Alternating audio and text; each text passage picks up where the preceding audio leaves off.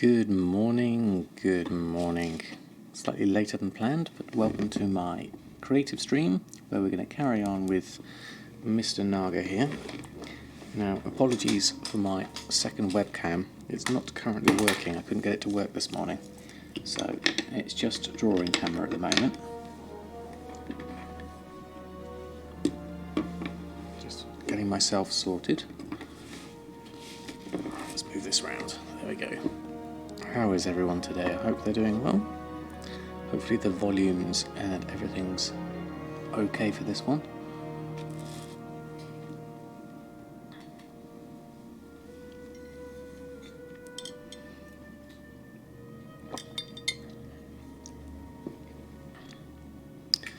So, right, coffee in hand. Let's see if we can get going. Just to make sure everything's working. Oh. Moves that down. There we go. Right, so where we were last time with our Naga was we'd done all the details in the head area,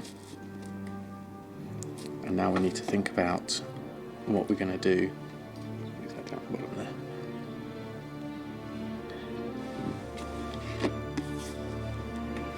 We're going to think what we're going to do for the rest of the body and all of these lovely back scales, I would say.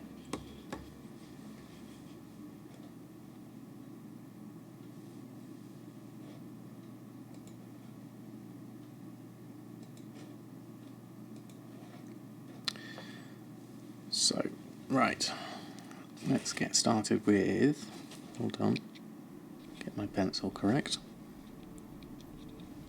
There we go. So let's have a look. We've got some really nice bits of detail here in his back that need to go back over around this area. So I'm thinking last time we were doing some really cool lines for the back scales. Not scales, the fins, to give it that fin texture.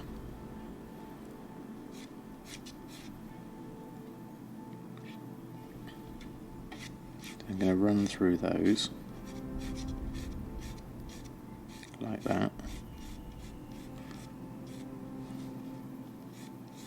and then add in the depth, thinking about darkness, light and all that. And we want to blend that in to the back there.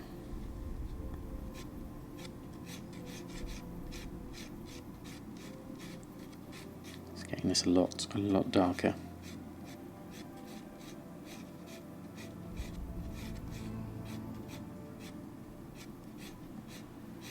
Yeah, that. And then that one down like that.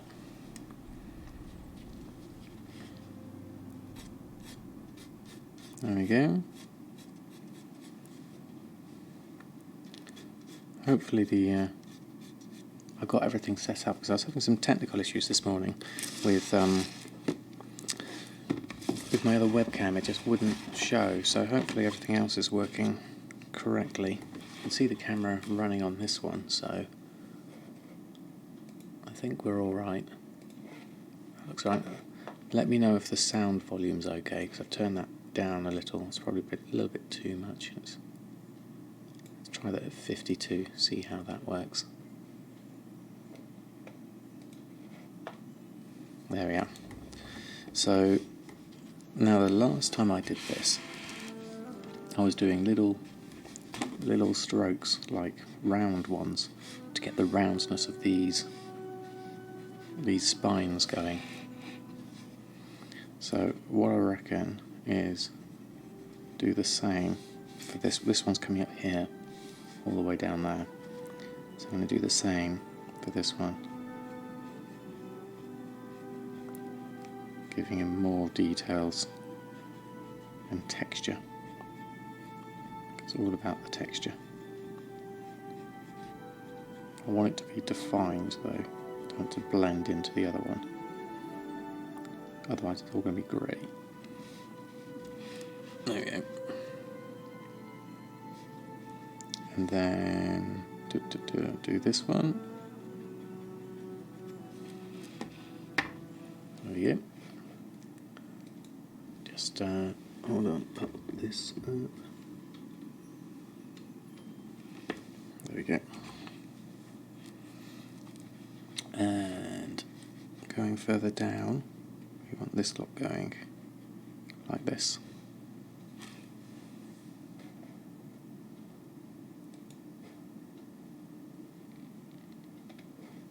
There we go.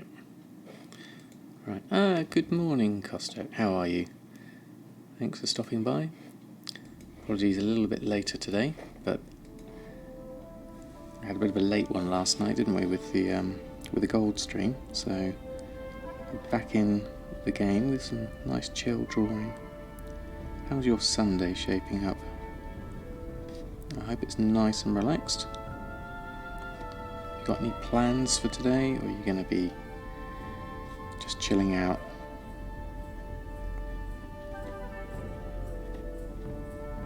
All good? Excellent. Is the music volume alright? I just want to make sure that's all working. It just should be in the background. Making an egg for roast. Oh, excellent. I do like eggs for breakfast. I like mine poached. From when my chickens used to lay. They were delicious. Freshly poached eggs. A little bit dramatic, this music. Let's try a different one. Let's go for something a bit more.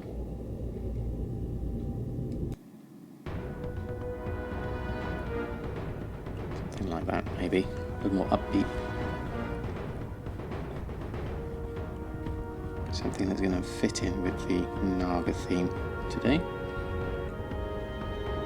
Yeah, they very rarely lay eggs these days because they're old now. They're coming up for about 5 years old, or even 6 years old, I think they are now. So they're just old ladies chilling out in the garden nowadays, enjoying their treats of corn. But yeah, when I used to have them, when we used to have 6 chickens, they were prolific layers. We'd get a good sort of 5 eggs a day from them. Then I used to take them into work and sell them, all the excess ones. Right. So this needs to be darker, I think, but then I don't want it to be too dark, because looking between this one and this one, I want some difference between them. I might actually keep that a bit lighter for now. Then I can decide whether it's going to be darker or lighter overall, once I can see the balance of the tone of everything. I'll just do the bigger strokes of the thin lines. Okay, so we've got that.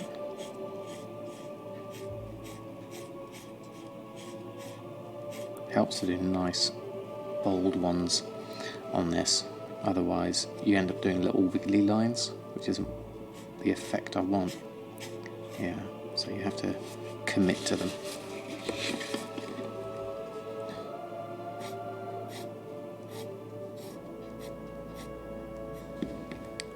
Where's this area here? Needs to be darker because I'm losing it in all the tone.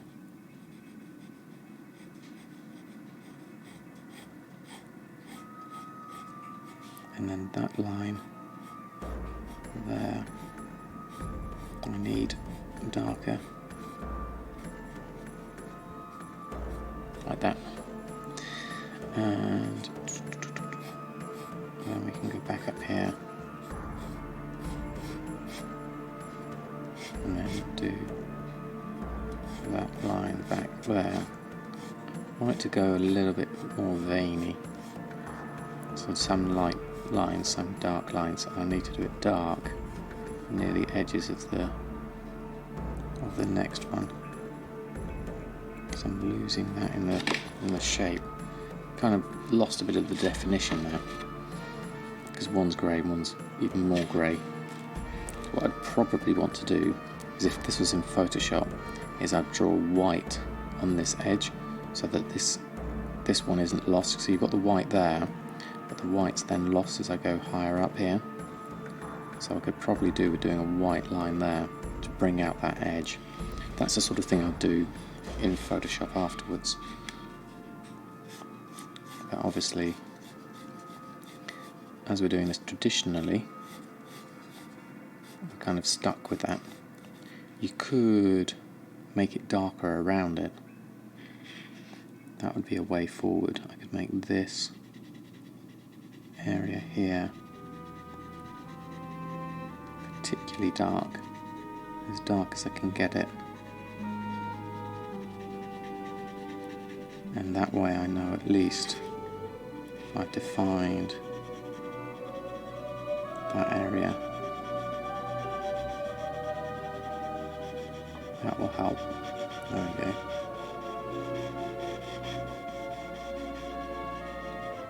So this, and this one is disappearing as well. So again, I'd make that super dark if I can. I'm really pressing hard on the paper now just to get that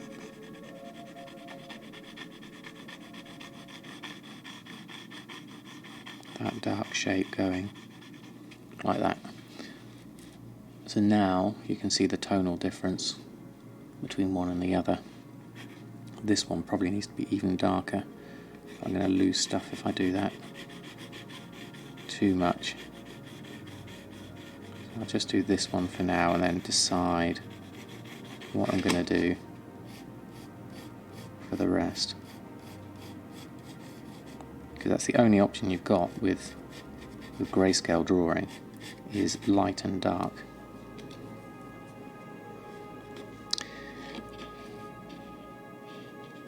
Did I salute any StarCraft 2 pets yet for the feat of strength achievement? No, I haven't actually. I did hear about that. Is that active now? Is that going on at the moment? I ought to get in on that. Good morning, Pointy Gnome. How are you? Thanks for stopping by. Yeah, you've got to salute like StarCraft 2 pets that are from the earlier collector's editions, aren't they? And then you get a special achievement. Yeah, since yesterday, is it? Yeah, I'll have to look out for that one, because that sounds like a fun thing to do. People who have got the pets obviously are going to be very proud to show them off as well, because it was from early days, World of Warcraft. That's now loads darker, which is what I think I need to do to give the head more contrast. I'm going to have to go super dark on this area, which means this area here also needs to be dark. Good morning, Ignis. How are you? Happy 1st of April. Oh yes, it is. I hadn't realised it was April's Fool's Day, as they say. Not that I'm really into that kind of thing.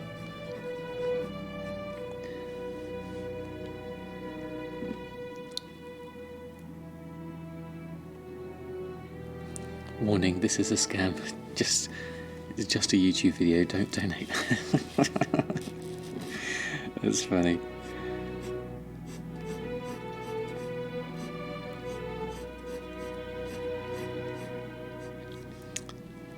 They're from the actual StarCraft game, are they? I thought they came from the collector's editions.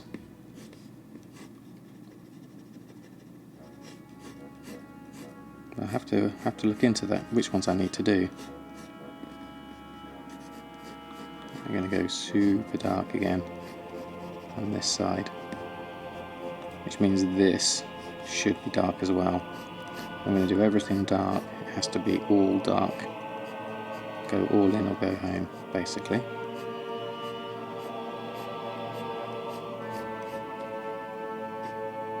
And then we've got, I mean, you're really having to commit to this. There's no going back once I've done it this dark. Oh yeah. Oh, TSM data didn't upgrade. Ooh, that doesn't sound good. Does that mean you've lost your accounting data? That's a shame if that's the case. I know I'm having trouble with my graph. And you mentioned you had trouble with your graph with the guild money not registering unless you open up the guild tab. Which sounds a bit of a pain. Hopefully it will sort itself out, or you can find a solution for it. Okay. No, but it's 10 hours old. Ah. So that's from a server point of view. I need to put some paper on this. I need to put my hand, cover it up, so I can just do this. Because this is lighter than this, and I actually want it to be darker. But I want to catch some light. So I'm going to do that, and that, like that. So you have to kick the app. Oh, that sounds frustrating. That sounds quite good, this one. What's this? Warsong Gulch, I think. General Walk.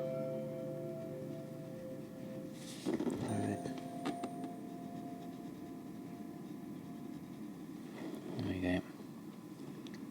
Going further down. I need to just get that line marked in, otherwise I'm going to lose that.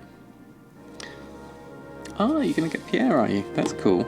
How do you actually get Pierre? I know it's an engineering pet, but I don't realise...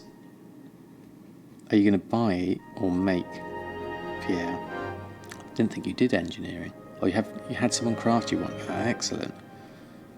Yeah, I could do with a Pierre myself, purely for the extra cooking. Right. So that's dark. That needs to stay light because that's actually part of the fin. And that needs to go dark up here. So let's move this. Sorry, I'm covering up most of the drawing at the moment just so I don't smudge it. I just want to make this stand out better.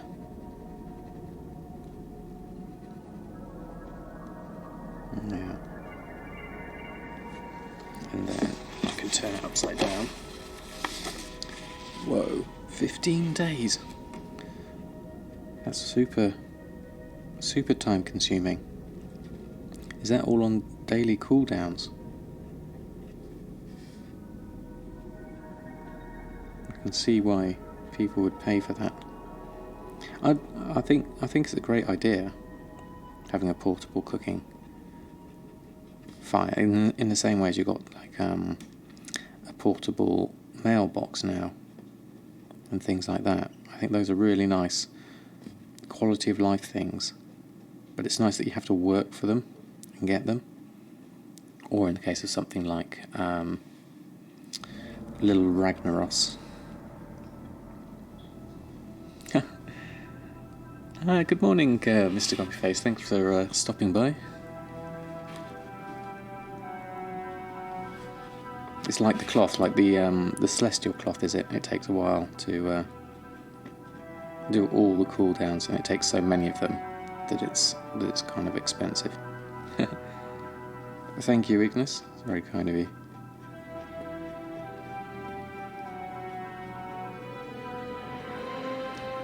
Right, just doing more darker details here. I'll probably just line that one up. There we go.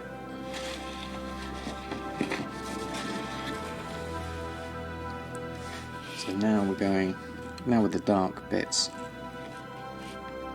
done, we also need to do this this area has to be really dark, but I want to do it textured, so I can't do completely black. But we're basically, this area is going to be the most shadow area to make the head stand out a little bit more. That's the plan anyway. Have some coffee.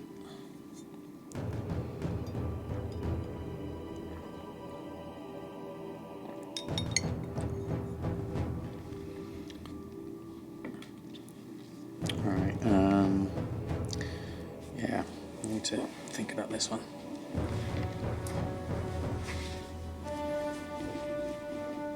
I just realised the camera's a little bit not quite bright enough. Let's see if I can adjust that slightly. Video. Let's see if I can boost this up a little bit with the exposure. Oh, too much. Either that, 7 or 8. I think 7's probably better. And then up that a little bit. Okay. Hopefully that'll be a little bit clearer. I can't quite see the details obviously once I've got my next camera. But there we go, that's what we're doing at the moment, that dark area.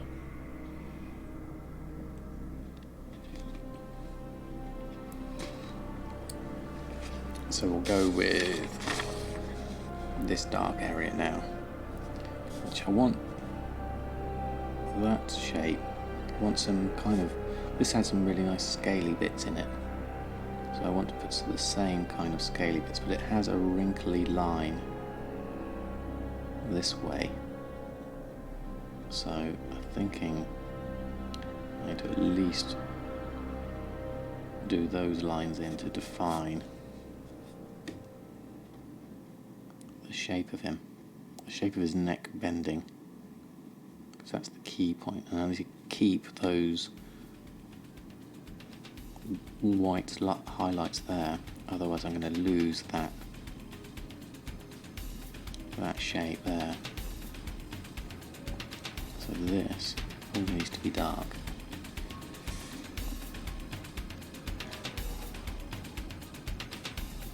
So like that.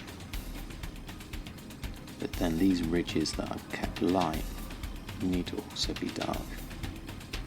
Otherwise there's no contrast. If I start taking this down, and I want to make kind of like a ridgy shape there as well to help that one. I want to keep a line there as well. And all of this, I think that as well, it needs to go darker. And darker, and then I'll just keep layering it in darker until we go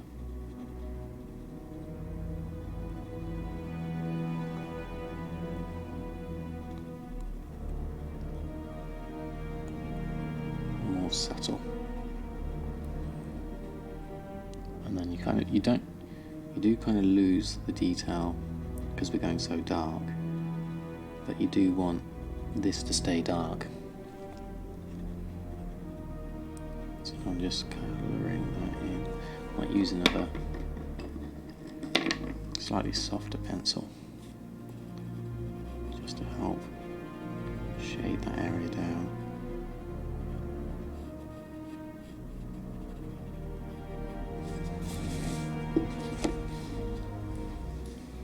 So that's dark, and then this side here also needs to be dark. Actually use the sharp pencil for this one.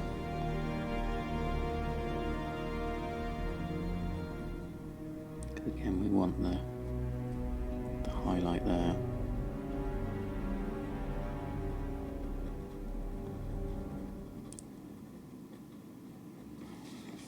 In terms of sections, and then we can do this bit.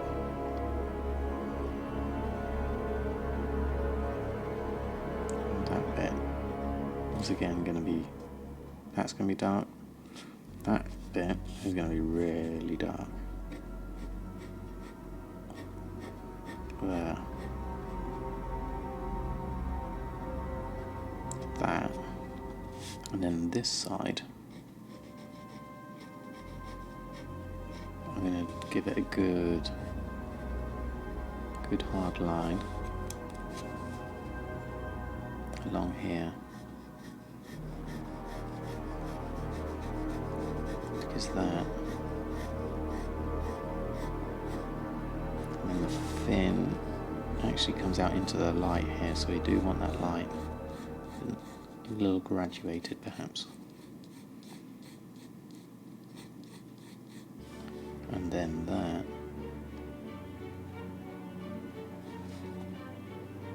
And that. It needs to be dark, but I'm losing the shape of that, so I need to keep that highlight. And then that goes there. Something like that.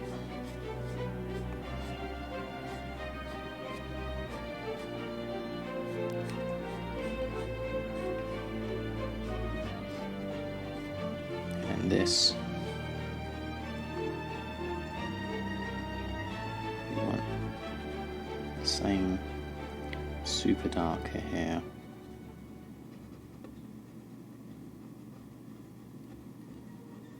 but do like this curvy stuff around.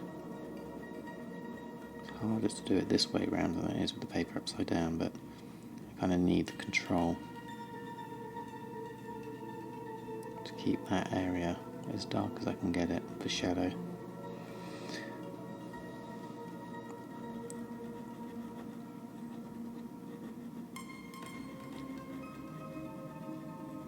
That way it's at least catching some light,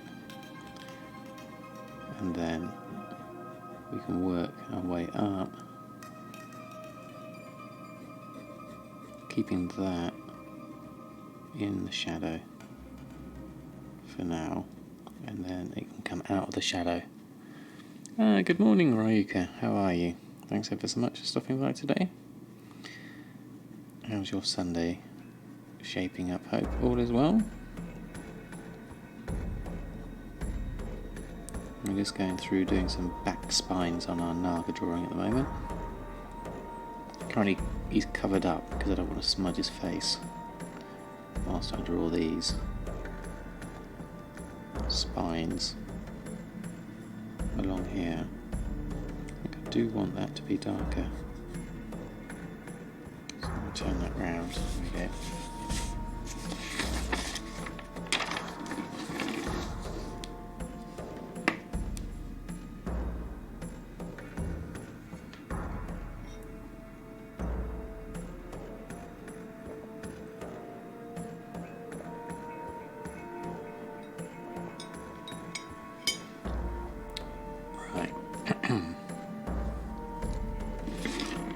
It's a scary Naga.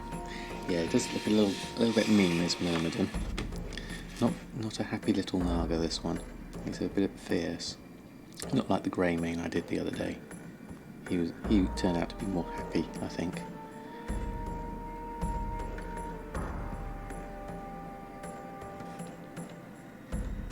So I want to get this texture going, mainly to give it something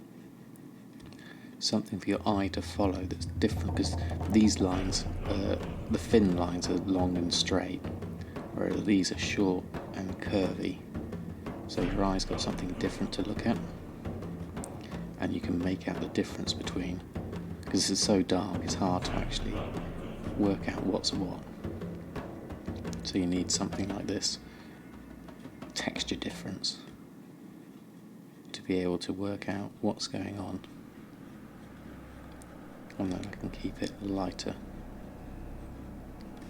the higher up we go, because this doesn't need to be as dark as the other area, because this is going to catch the light really, and then we can go through like that.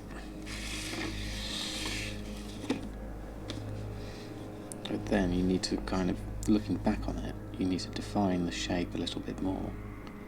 So I'm going to go back along the line which would be in the shadow, which is this side, and just further make that darker. So now it looks more cylindrical.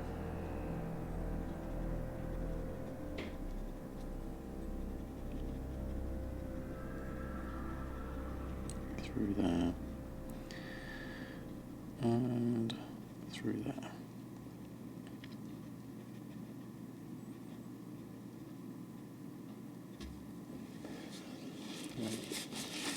It's all kind of you don't see a lot of this detail at the back here, but it just gives you something to draw your eye down to the face. Once this is all done, then you're not going to really see it as much, but you at least get the details. So this is going to be dark, this is going to be dark, and then under his chin and here is going to be dark, and his arm is going to be dark, but then the face, you've got all the details of that. So that's how that's going to work. Where are we with this? This is thin lines here. I've got those need drawing in up to the edge, and then the end one we can do dark, and then same process, we'll do curvy lines to define this line. Not sure if I'll keep that highlight line or not. I have to go back on that one and colour it in darker.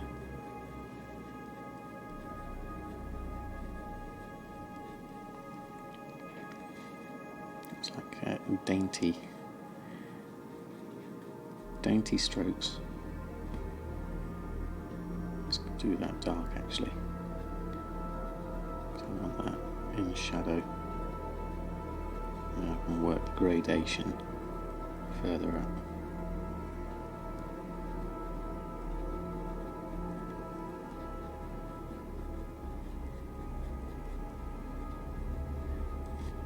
Like that.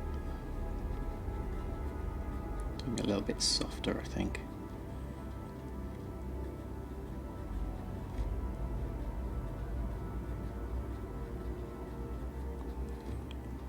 Bendy, keep the bendy lines.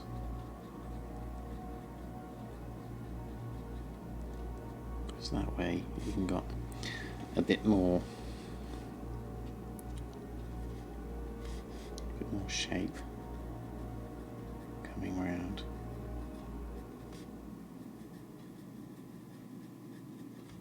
Let's try and stay more on the right hand side of the shadow,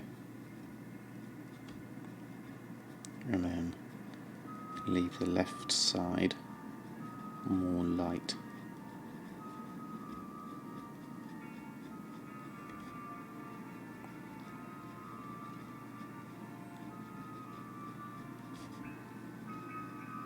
Yeah.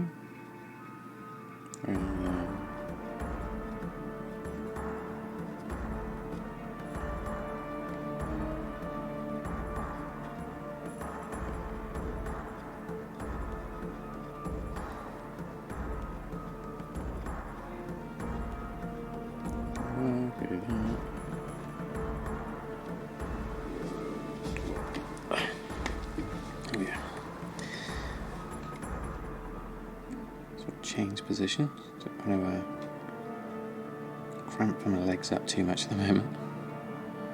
So I'm kneeling on my cushion. I haven't got my other camera working at the moment. Unfortunately, I couldn't get it working this morning. So we've just got Sketchcam today.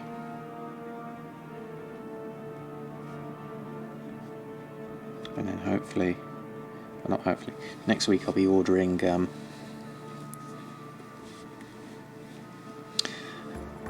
I like chatting whilst drawing, or like it to stay focused? I like chatting whilst drawing, because it's kind of a lot of the stuff I'm doing now at this stage doesn't require full thought process, so I can talk whilst chatting. No, I can talk whilst chatting. I can talk whilst drawing, because I'm really just doing noodling details, which is almost like a Zen state you get into anyway. So then being able to chat as well, that's like an added bonus. Oh, I like this one. Dalaran, 5 Spires.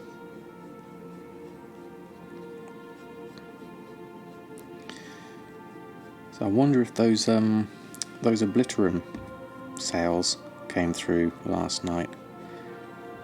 That'd be interesting. And we can do that shuffle again with those gems, or the potions if I get the add-on to do it quicker. Depends on how long it takes to do those. I've never really bothered with Obliterum before, because I hadn't found much of a use of it myself upgrading gear. But I guess some people still do it, don't they?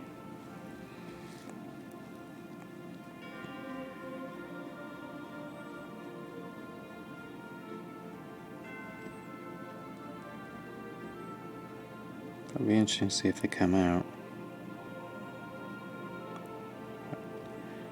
Up to the tip. Alright. A bit more coffee.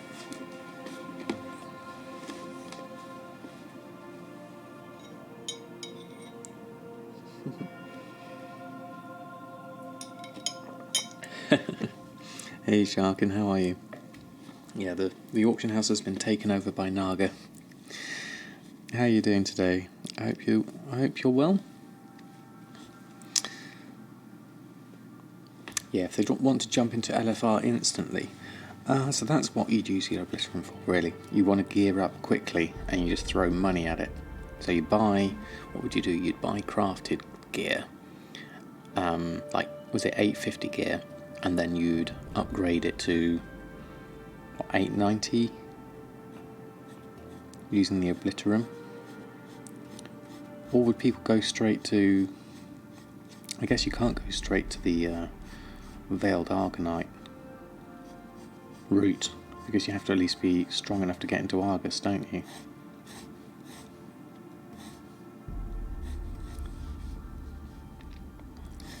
Long lines for this to get the texture of fins working upwards like that. That's not looking pretty though, so we'll just put those lines in like that. There we go. You'd be murdered in one piece a day. Ah, right, yeah, you would, wouldn't you? So you have to at least be geared up, don't you? To be able to do LFR.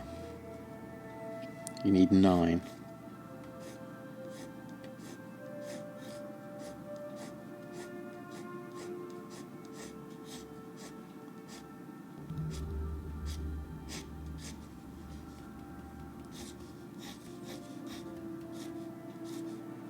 Okay, just getting these lines in for the fins.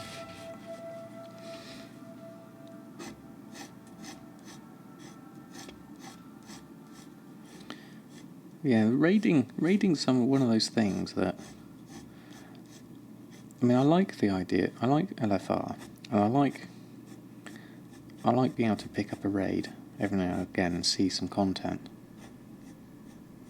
And I can understand why people would do it in a guild, because you know each other so much better, and you can be way more organised and chat through it and things. But it does take an awful lot of coordination. And once you're in it, you're in it. So if something happened, you'd feel really bad about leaving the raid. Which is why I tend to not. I've never really raided because, I've got a family and I've got things that might crop up. I'd prefer to be able to say, look, sorry, got to stop now, and not actually cause a lot of detriment to what I'm doing in the game. But if I was in a different situation, I could see where raiding would be. If you can put aside the time to do it, raiding would be enjoyable. There you go. There's another line done. And then we're going to start coming out of the shadowy area here, because I want this to have some detail in it. The only way to get the detail is to not be completely black. So that means you need some light on it, but you also need the contrast. So I'll do that, and then that, and then the whole thing can kind of come together.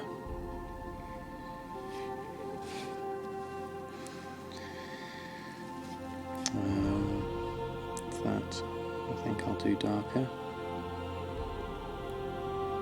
I want to make some scaly shapes. I haven't really done much scaly shapes like an iguana. These were nice scaly shapes here, the dots on his head. So I want to carry those on down the back. So what I'll do is I'll start thinking about those now that we're going into more lighter areas. Then I can reserve lightness for those. Obviously they're still in shadow, so we do want to make them dark.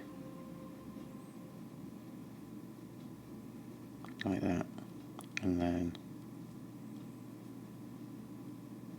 do that darker. So you can't quite see it with this camera. I've got little scales here and here.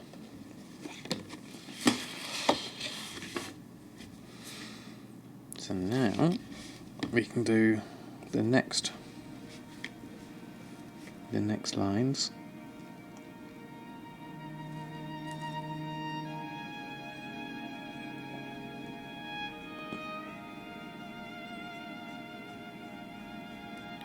I'm not having to go quite so dark on these, so I can build these up a bit better.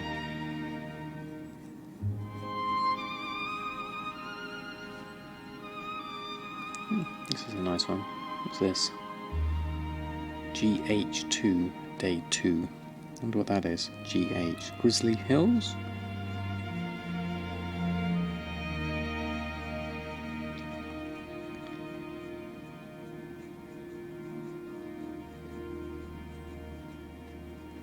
Yeah. And hey Carcosa, how are you? Thanks for stopping by. Happy Easter to you, and I hope your Sunday's good.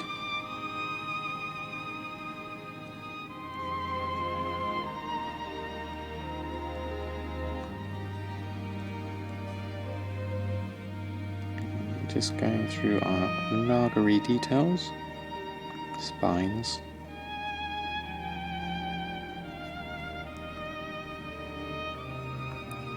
Naga have a lot of spines. It's official.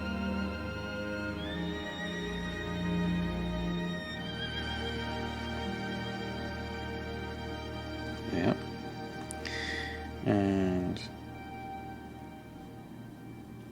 bendy lines, bendy texture. Like that. Doop, doop, doop.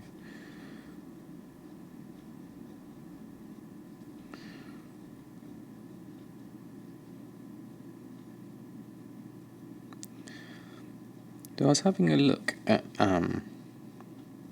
the Undermine Journal premium version yesterday, and I couldn't really find a way to make it useful to me with the emailing of... I didn't know what to get it to email me. I couldn't find a way of telling it to email me certain things. So I was kind of trying to work out what benefit it would be.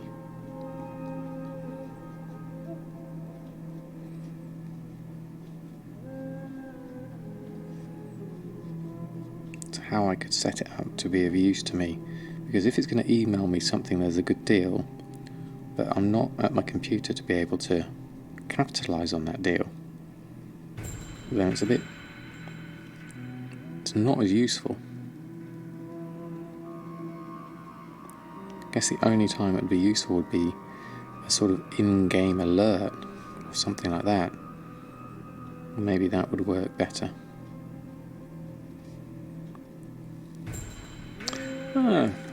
Hello, Furry Lemons. Happy Easter to you too. Thanks for stopping by. I hope you're having a lovely, relaxing Sunday.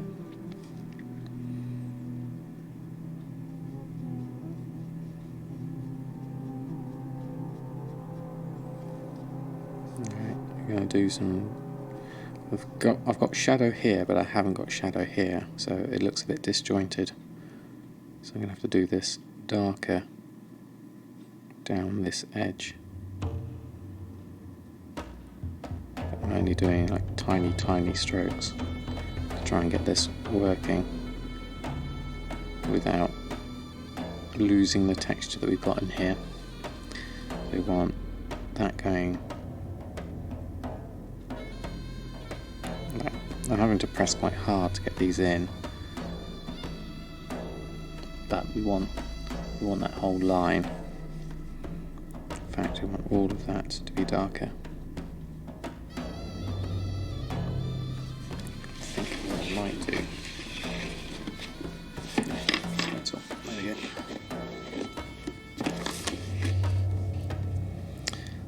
You can have the TSM website send you email alerts for items. Yeah, I hadn't set that up either. So I've obviously got the premium of that.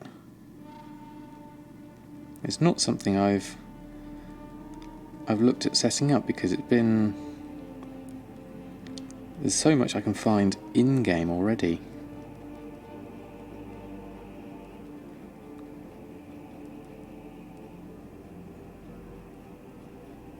Okay, that's a bit darker now, so that at least makes that look more as one continuous unit.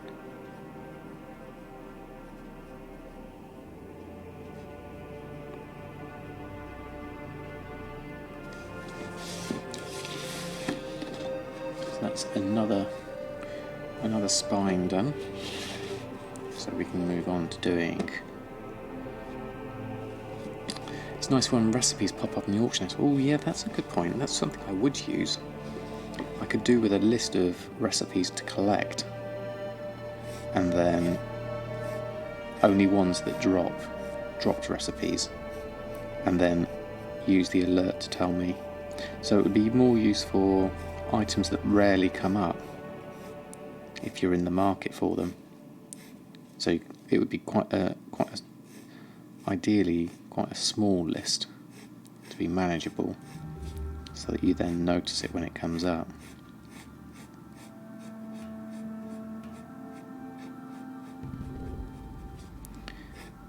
But yeah, I can see that would be useful. That's a good point, Furry Lemons.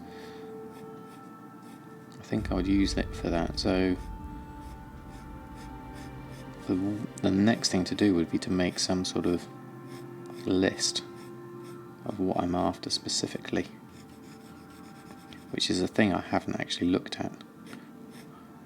I need to go through my recipes and see what I'm missing, but more specifically stuff that I'm missing that would sell well.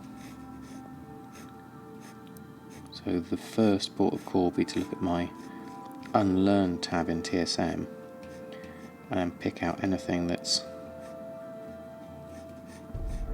looks like it's valuable.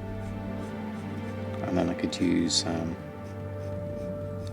Cecile's tooltip to see the item and look at the actual TSM prices for that item, and then from there we might be able to work out some good profits.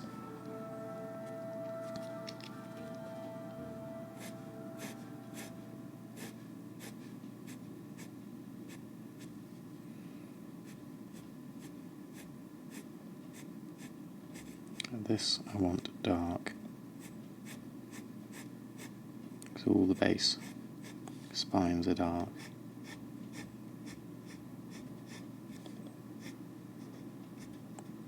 And then the rest gets lighter.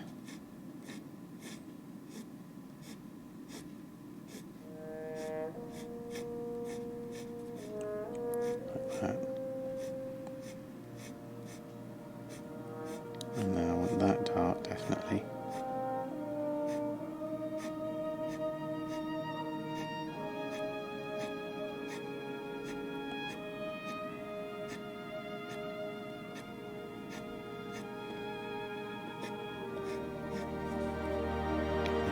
That super dark on the edge. What we're getting now is I'm leaving some light areas here and here and here, and some dark areas here and here. So you've got the effect of this folding in on itself more, because this is more compressed. So that helps with this light coming down here. And probably whilst I'm at it, I'm going to do this one as well. And then we can do all the spine things in one go. And look at those. And then we can fill in these two spines. And then this shoulder. I don't think about the texture for this, because this is going to be quite bony, platey kind of texture. Thinking like, because this is his shoulder, you want that. You want large armoured shapes for that. Could you imagine like a Naga being able to shoulder barge something out of the way as a warrior? You'd want something tough. You can do that. And that dark there.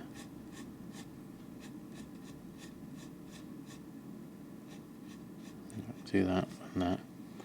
Hi, good morning, Gumdrops. How are you? Happy Easter. I hope all is well with you. I'm going to fold this in because I want some shadow there and some shadow there, but then the same kind of compression technique you got there, I'm going to put here.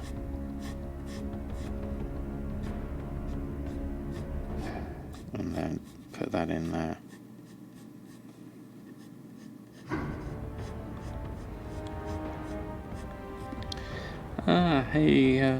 Hey Executioner, how are you? You overslept little? Oh, don't worry, so did I.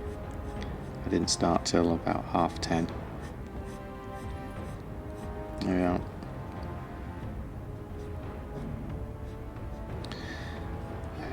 So, Gumdrops, we were talking earlier about how to best utilise the Undermine Journal Premium feature that I've got for a few days, and Furry Lemons was talking about using it to like get email notifications over like recipes that are rare that you haven't got.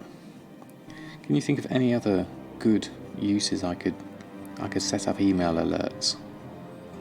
What would it generally be used for?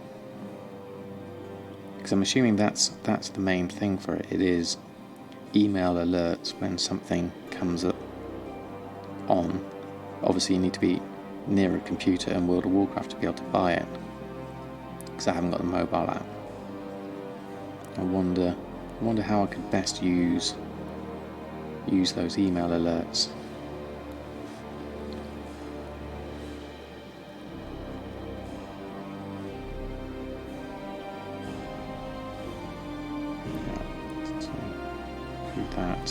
I've got a light and a dark each side of this.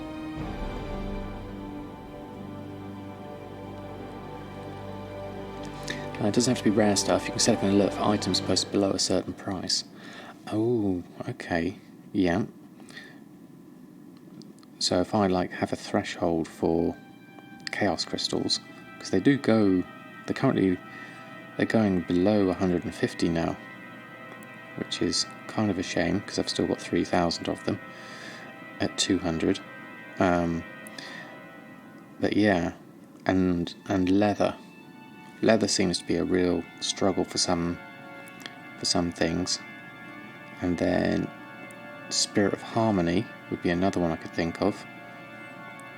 That seems to fluctuate. And what else would I look out for? Fell cloth. I'm always looking out for fell cloth at a decent price. For my mooncloth robe. So yeah, that's a good idea. So you can set the price, can you? So if I set, this is all on the website, isn't it? If I go in and I do, go on a certain item and say, okay, if this is under a certain price, can you email it to me, please? Best used in conjunction with the mobile armory, though, when you're out and about. Yeah. Now that is where I have a slight issue, because my phone isn't capable of doing the mobile armory. My poor old brick doesn't know what an armory is.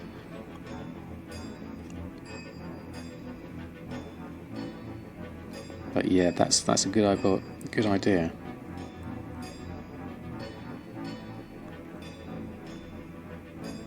Can you use the mobile armory? Does it have to be can you use? Is it a website I could use, or does it have to be on an app? I've not really looked into it, because if it's a website, then I could possibly do that using my netbook. Oh, it's a website too. Okay, that's cool. Yeah, if I do it as a website, then I can make the purchases. There's a thought. So what I could do, thinking about it, is I've got a little netbook. It's no good for running WoW. It's like super duper. It's like the worst netbook in the planet. It's an Atom processor. So it can barely load a web page these days. But if it can open mail and it can open the armory, I could possibly use that whilst I'm at work. If I see an email come in. Oh, is it a bit loud, is it? Okay, thank you, Gumdrops. Let's knock it down a notch. Oh, where's my mouse? Yeah. That's that. I haven't killed it at the same time, the music's just stopped at the same time. Hopefully that'll be alright. Try minus 25 decibels. Don't want to drown everyone out with my WoW music. Keeping in theme with the Naga.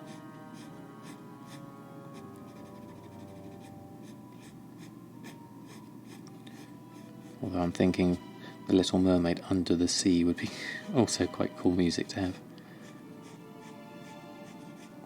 But that's probably a bit too jolly for a Naga.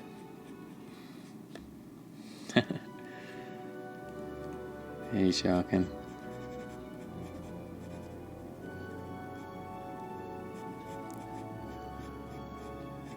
Oh, yeah. Da-da-da.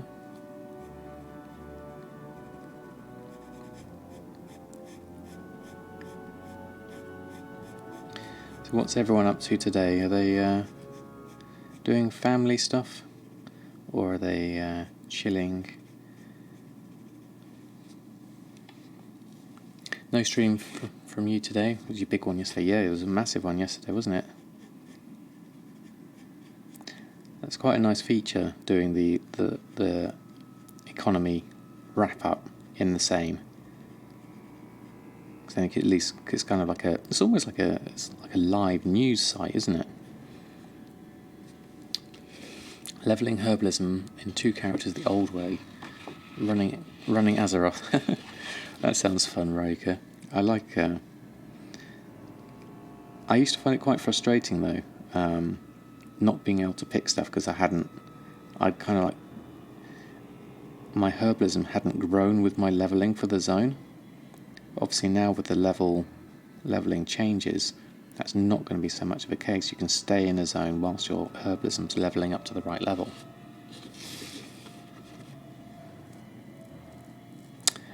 Oh, is there? Has another multi-boxer got banned? What was the result on this one? Amanda, oh no.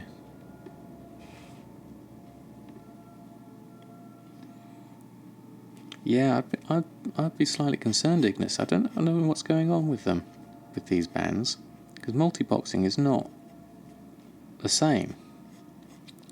But the only way I guess they can tell is the quantities.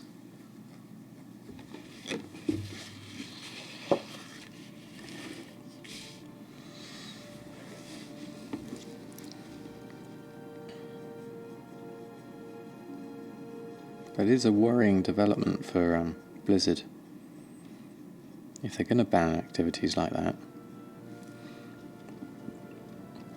Oh, Excelsius won, the first one on stream. Oh, good for Excelsius. That's cool.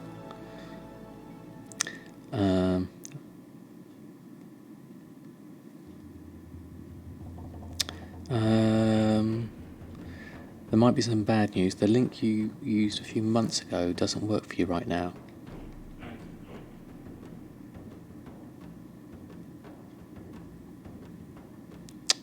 Which link's that, Executioner?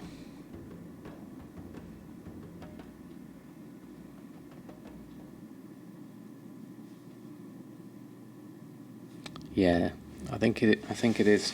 It's a worrying development, isn't it?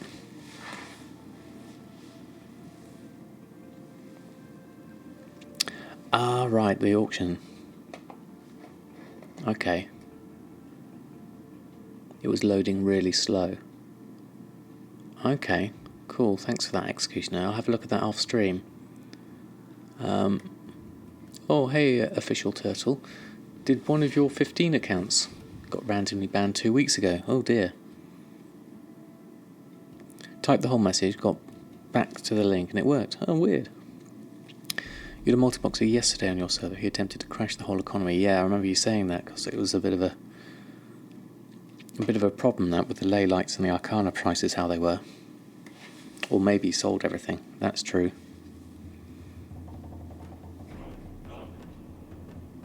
Right, going to click on that link, Execution, and put it in my bookmark so I've got it. Although if it's slow...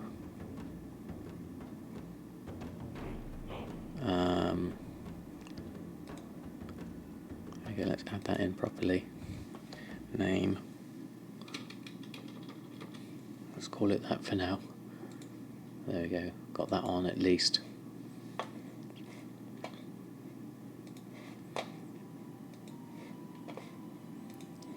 Yeah, it definitely tried to crash that one, didn't he? Just messing with the prices like that.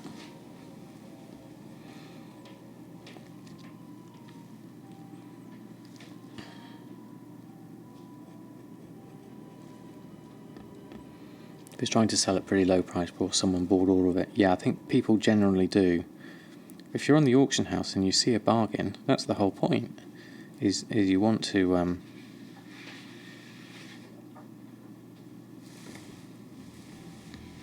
you want to buy the bargains as you see them. That's the appeal. If you're worried that you're going to get banned for buying it, then that's a problem. And when you're gold maker, you like to buy in quantity. That's the whole point. You have the gold to be able to capitalise on these bargains. You don't think Blizz likes one person to get so many tokens in possession without spending on bat on it. This is true, but Blizzard get the money anyway because someone buys the token for real money. So Blizzard get the money anyway. So I can't see how they'd be actually concerned. You get so much stuff per day, you need to dump it all. Yeah, that's the thing. And the only way to really dump it in quantities, because you don't have the bank space, is, to lower the prices so that everyone snaps it up.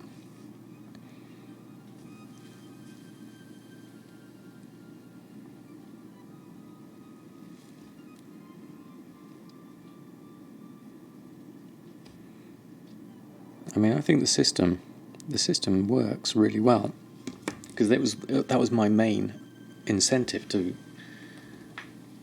earn gold, was for the tokens.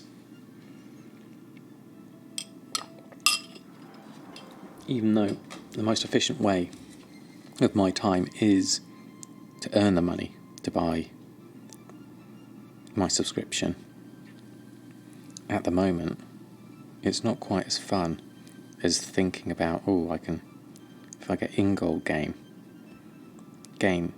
if I get gold in game, then it feels much better earning your subscription that way. 100 million in items is ridiculous.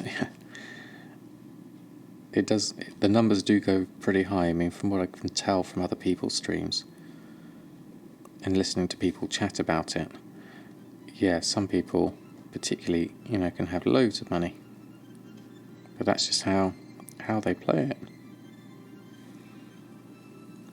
It's in balance normally, but 10,000 Starlight Rose isn't doing any good. Well, it depends how it filters through the market. But yeah, the prices will crash. They'll affect everything. Then they'll change and they'll adapt, and then there'll be other markets.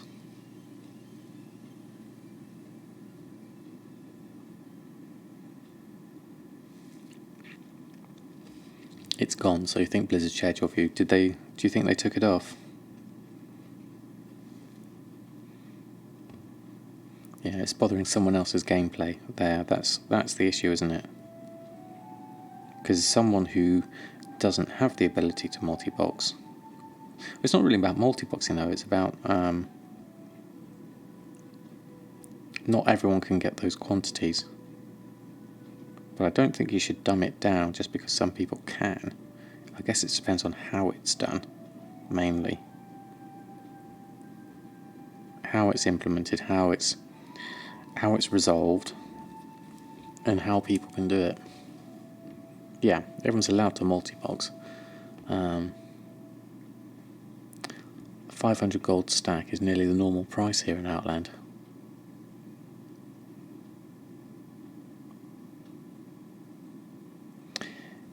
Yeah, I get your point, Ignis. That's you can't always go to the lowest common denominator.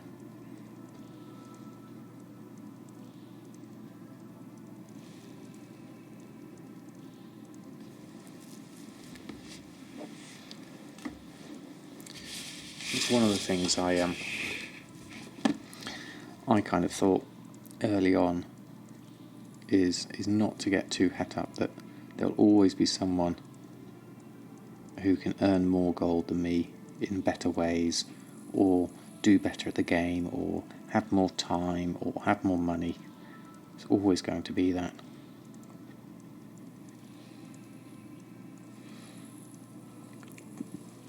Puts it up with all his accounts, but named his characters alphabetical.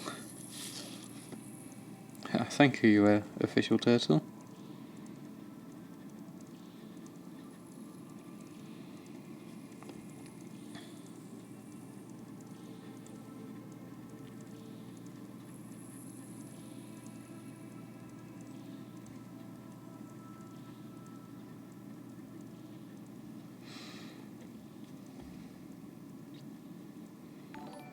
Oh, thank you very much for the follow. Very kind of you. Yeah, we don't normally create. My main stream is about gold making, but I do like to do these creative streams. I'm going to go dark here.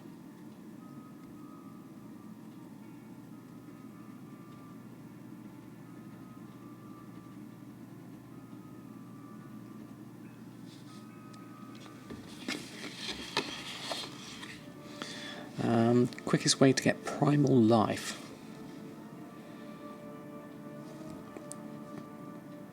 Dunno. One for everyone else, that one, definitely. Anyone got any suggestions? So drowns the auction house completely. Yeah. If you were trying to sell and compete with them in that market, you'd have to find ways around that market space, because they've obviously dominated it with quantity.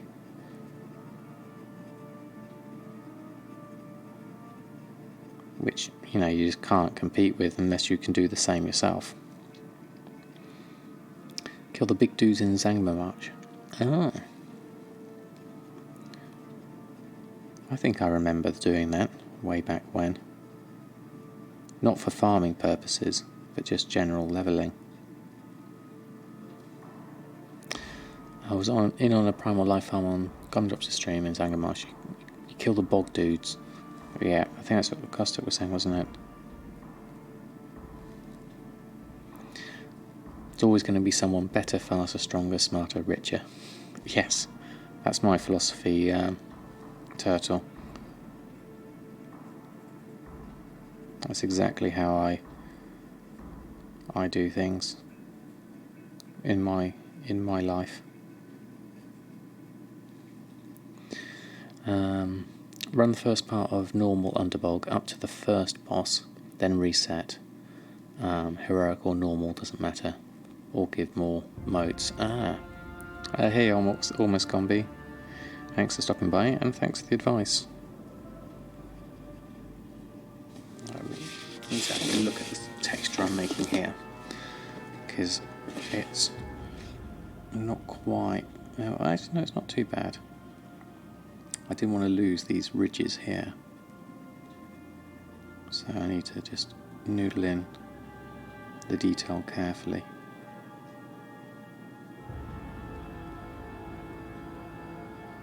Yeah, I want to give it the same kind of depth. Yeah.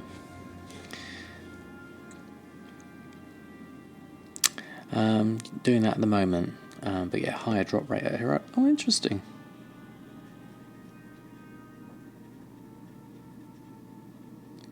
So with heroic, can you only do one heroic, or can you do 10? I'm not familiar with the technique myself. Just remember to run it on a herbalist and use some bear tartar. You run it on both normal and heroic. I guess your mileage may vary depending on RNG or luck. That's always the case, isn't it? I can get some little scales. I don't want too little scales, actually. I want to think big scales here. Don't kill the bosses so you can reset. Right, that makes sense. Yeah, I've heard of people using that technique. And this... How big a scales do I want to do? I'm going to do a big one there. And this... I want really big. So I'm actually going to do that. And then this one's going to be a ridge, like that, with a small one there. And then a small one there. And then that there. 10 instances per hour, but the heroic bosses reset daily. So if you need something for the heroic bosses, you can only do it once. Okay. So if you're doing like a mount run and it needs a heroic boss, you can only do it once per day per character. So it's used in old crafting pots to blacksmith, leatherworking trailer. Also, it's quite a versatile thing, which is probably why the prices are high. Back to lurking, no worries.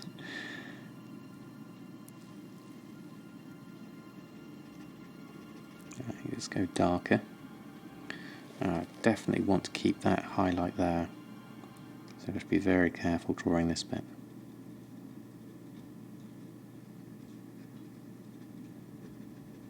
But I do want it dark.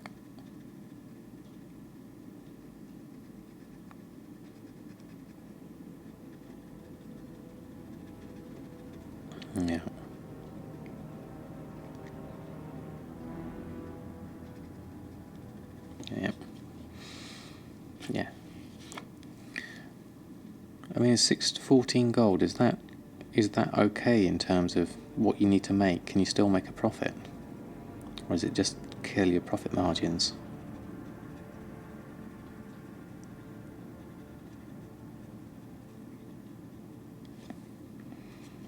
Let's go that dark as well.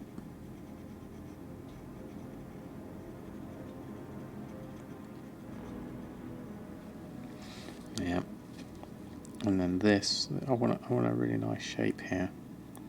I'm going to go under and over.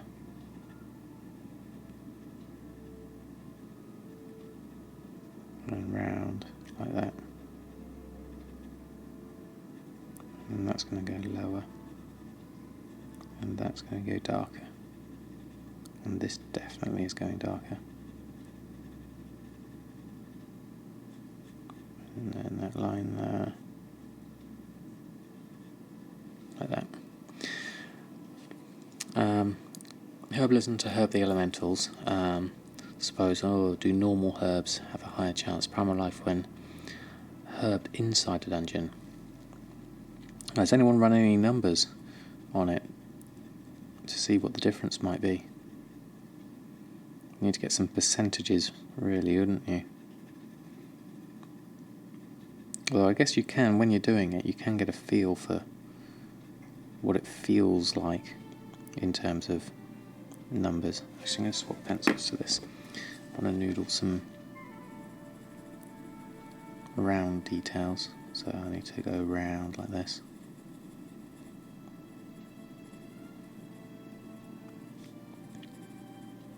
And see what interesting textures come out.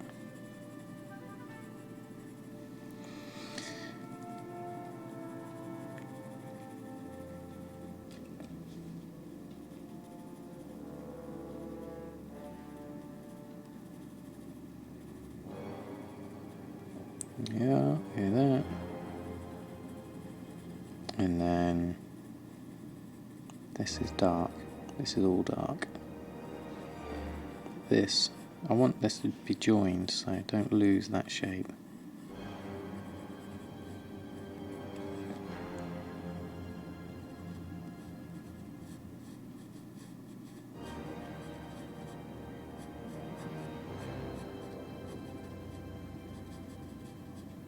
And that darker, definitely.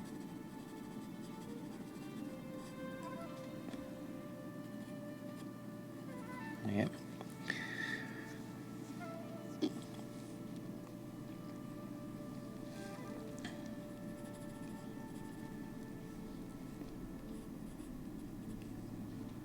So that and that's going to be highlights.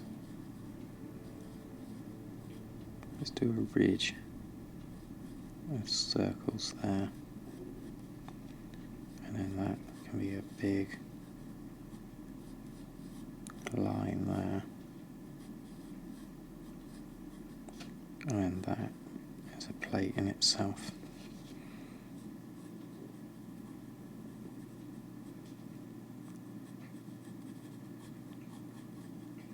Okay, that should work. You get about 10 or so primals per reset. That sounds reasonable. I mean, I've got nothing to compare it against. Maybe something like my Shadow Silk when I go and get that.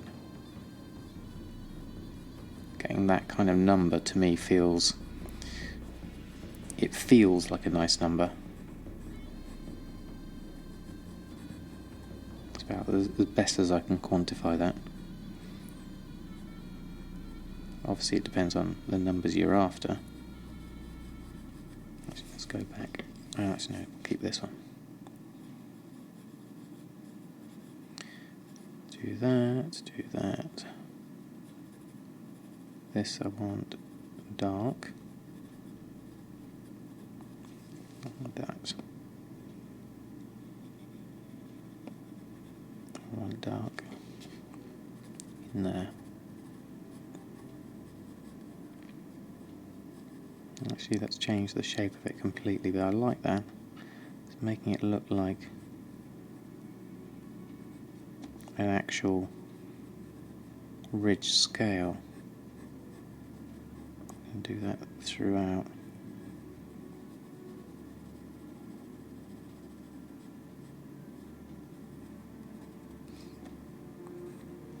Yeah. That besides the cloth, greens, pearls and the clams from the Nagas and humanoids, yes, you get quite a lot really. Alright, I'm just going to take a quick bio break and I'll be back.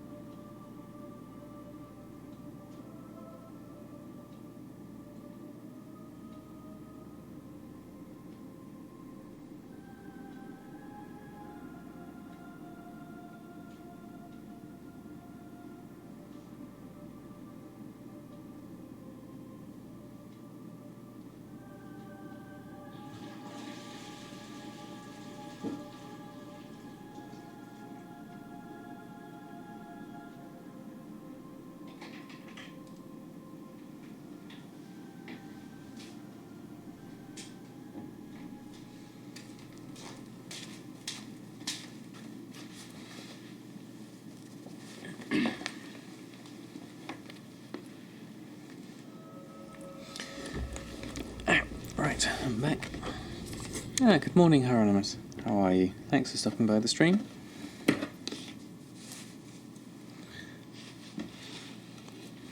When you go farm something, try to farm as wide as I can. Get as much stuff as possible.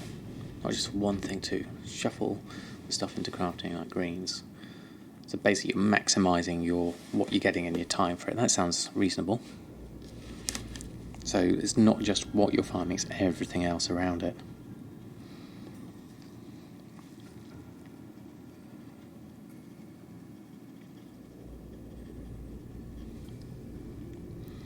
Always build on what you get, so you maximise time and profit. Yeah, that sounds like a plan. I'll go for that. Still waking up. You went farming after the stream and forgot time. That happens. Oh, apologies. I keep nudging my boom arm and it starts shaking the camera. Just spotted it swaying there. Hope I don't make everyone seasick.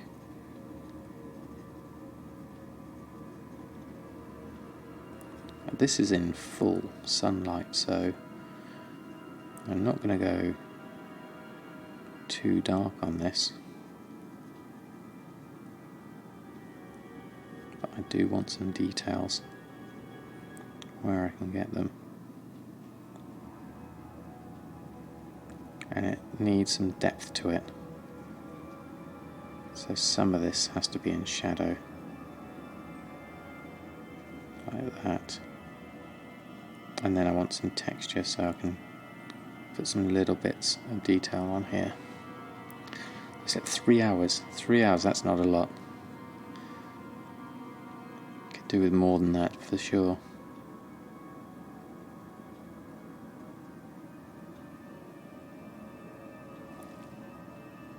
This needs to be more shaded though.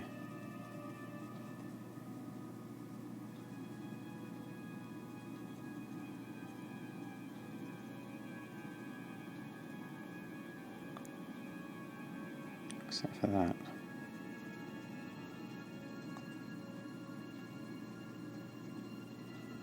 That I'm going to do darker. That I'm going to do darker. So I'm just covering this whole area so it doesn't look, so it looks like it's got some depth to it.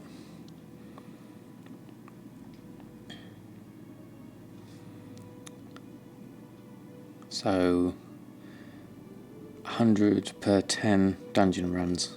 That would make, yeah, that's what I read it to be, Ignis. Those kind of numbers. So obviously it depends on how long it takes you to do the 10 runs.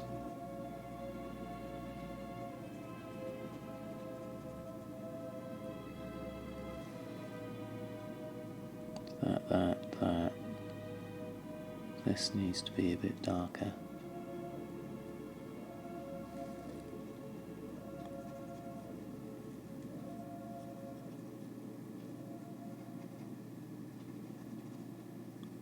And that needs to be a bit darker.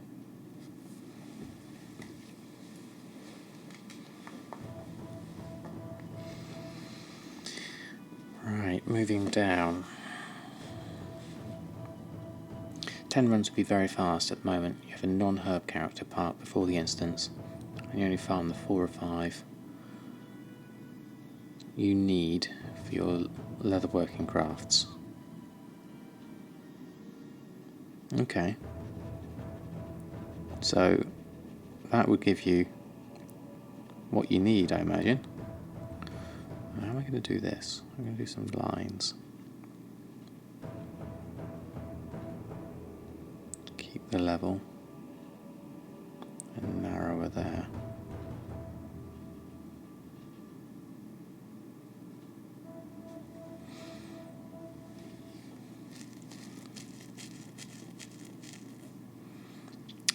So that's why you do the Nagas up to the first boss. That gives you your extra width you were talking about as well.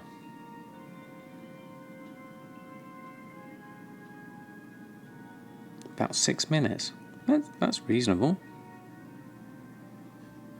That's the thing about doing these kind of farms, isn't it? Is you have to get your patterns and your timing down to maximise, or rather minimise, the amount of time you're spending in there, in order to maximise your speed at which you're getting the thing you want to get.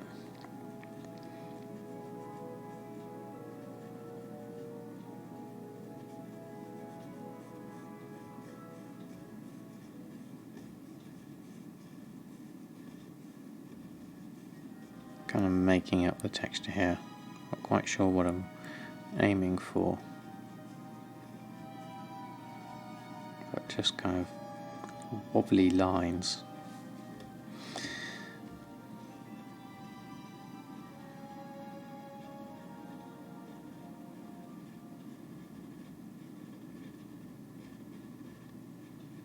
A bit like a clam shell. That's what I'm thinking.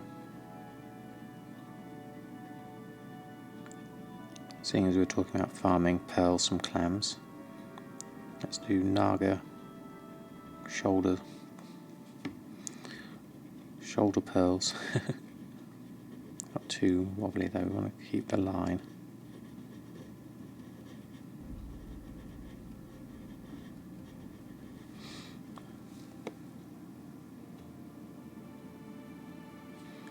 I wonder when Invincible song will start to play. Which one's the Invincible one? Is it, I may not have it because this collection of music I've taken from it hasn't got any of the recent expansions in it. This is mainly just up to Wrath of the Lich King.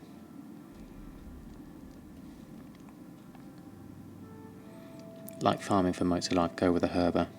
Yeah, seems if you're going to be able to maximise it with a profession, then definitely.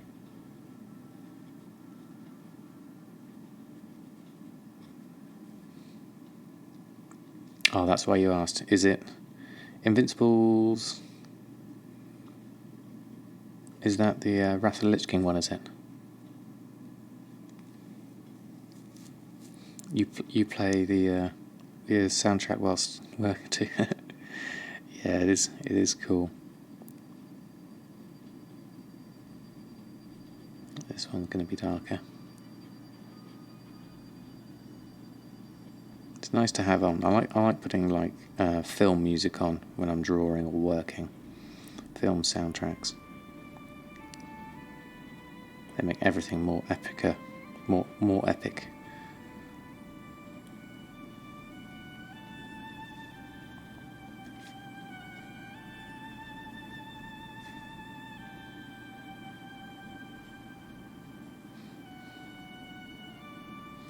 There's a YouTube channel that uploads 1 hour long videos for each song. Oh wow! I could probably look up that one and play it in the background. Set up other farming spots first. Came in late to the old profession crafts.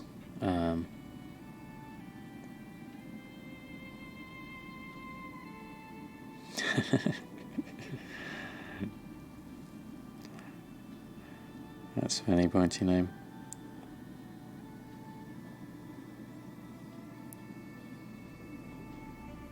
Let's get some details in here because it's looking a bit flat.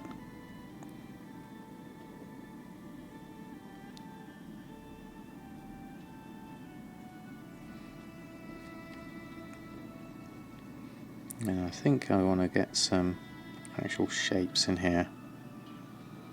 Yeah. Hey Mamakinda, how are you? Thanks for stopping by. Happy Easter. I hope you're doing well on this lovely Sunday.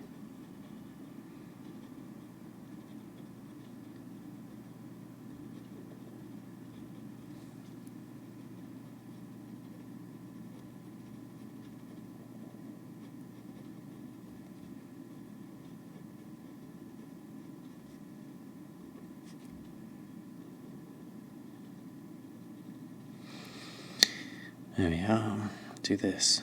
We need to get some details in here because it's looking a bit not quite how I wanted. You got Primal Life at 20ish gold. To buy it when you can. I mean, yeah, that's the question. Buy it when it's cheap.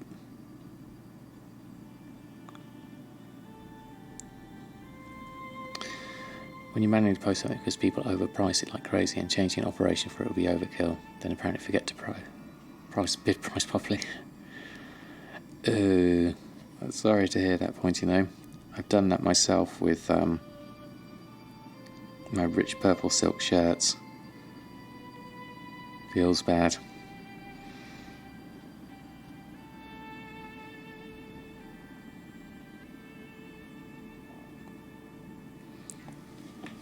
Which then gets shuffled with primal water into primal mooncloth and such.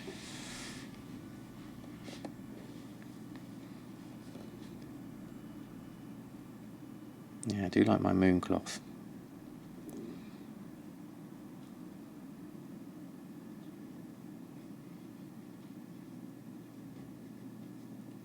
Let's make that join up a little bit. And then we can make some bigger scales as we go in the scales route here. I can at least make them form part of this shape. I'm going for long diamond shapes, I've decided.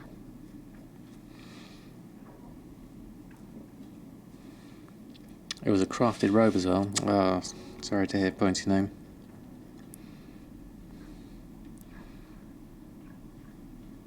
You just never learn. I don't know, pointy name. I think we'll learn, but just at a different rate, that's all. You take your numbers for cooking profit, and you make 52k profit per day, average. Oh, do you mean with the setting up the groups in the ledger? Yeah, that's really handy, because you can just then look at your... As long as you've got the things you buy in the same group, then it's really handy like that, just for working out per category. That reminds me I need to do my end of March summary. Although my TSM graph is completely messed up, so it's going to look a little weird for that one.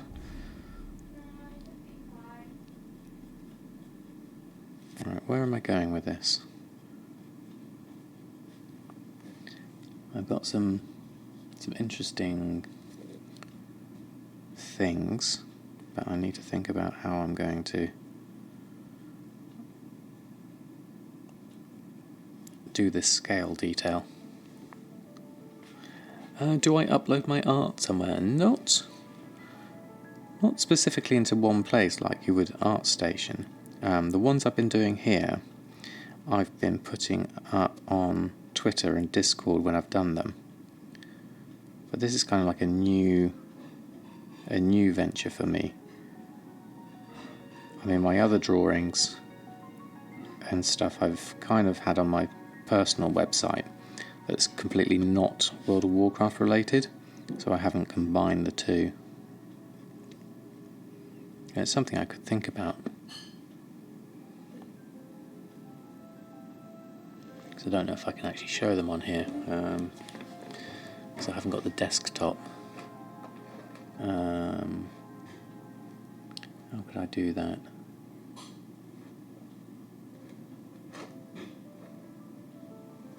I don't think I could do that on this one. Real life gold making.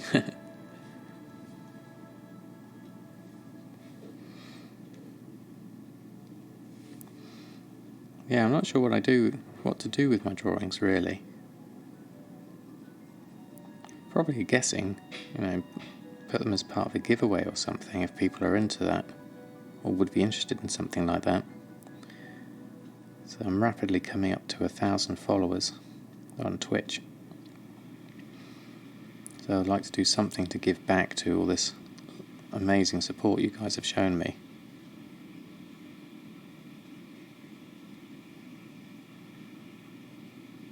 Guys, as in guys and girls. I'm not meaning to be using a sexist generalisation there. Great to see it in all its glory once it's done. Yeah, I think it definitely needs like scanning and putting on a site, or putting the originals up for sale or something like that. Could do that. Next one should be a gnome though. Yeah.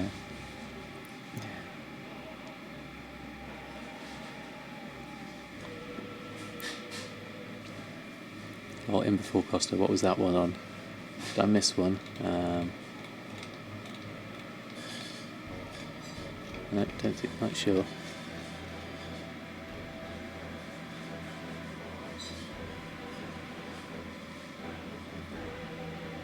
Oh, there we go. Sorry, I missed it. Now I've made the connection. The Etsy account, yes, that's a good idea. Pointy gnome. Guys and girls, yes, exactly.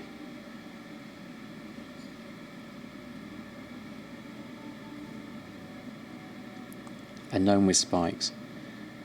The thing is, I like doing textures, which is where I struggle with humanoids, is because skin isn't very textured. So it's one of my sort of weaker areas when it comes to drawing. Because like here, I like doing all these textures on the scales by breaking it up into smaller amounts. Maybe a leopard gnome. That could work. Zombie gnome.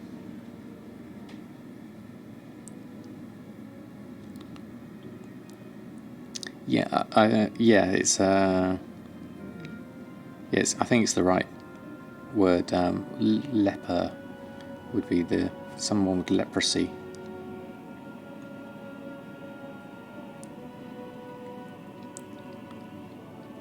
Or a tiny kitty. Yeah, I could definitely do. I like doing animals with fur. That's why I chose Gan Greymane to start off with.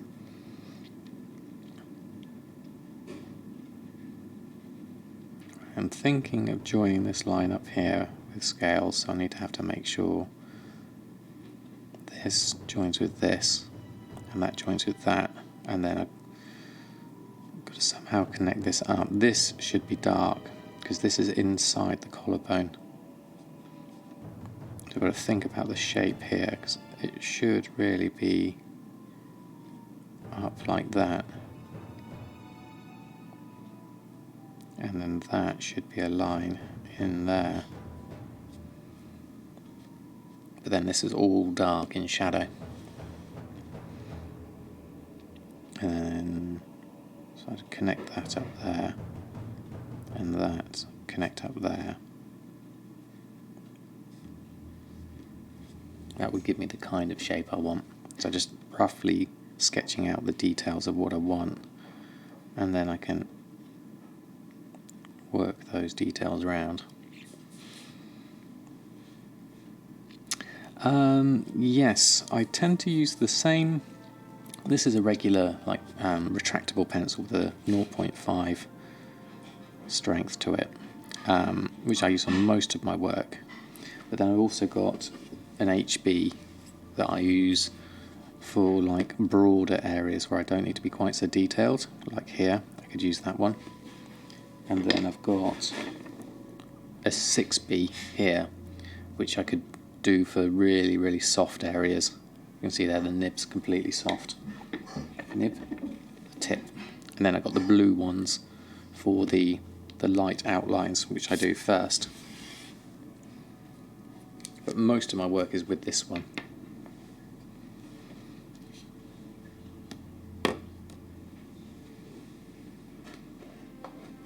If gnomes could be druids, yeah, I love that picture. I think that would be brilliant. Do a little gnome. I like the boomkin one. I think that looks really nice, and the kitty one.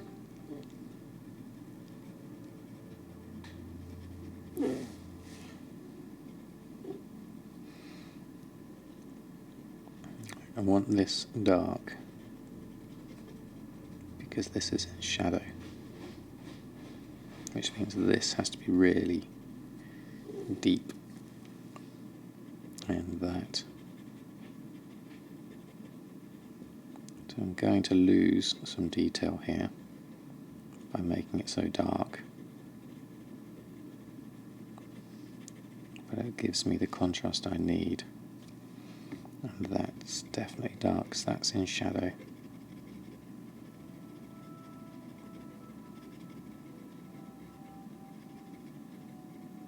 And that, particularly down there. And then we can go up into the light here. Sounds like Anduin. Go into the light. Spoken like a true priest.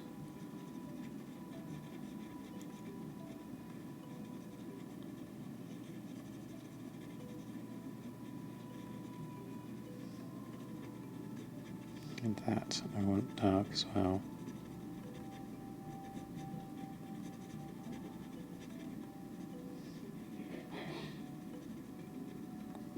There we go. Bedtime for you. Thank you, Official Turtle. Thanks for stopping by. Have a great sleep, and hope to see you again soon.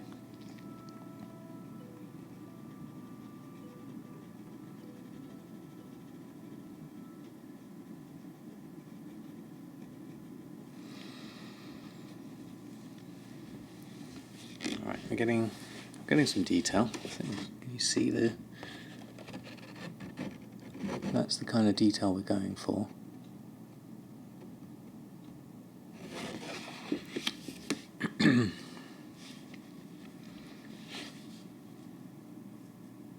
Just need to think about the light direction now to make this look 3D. Have to think about that.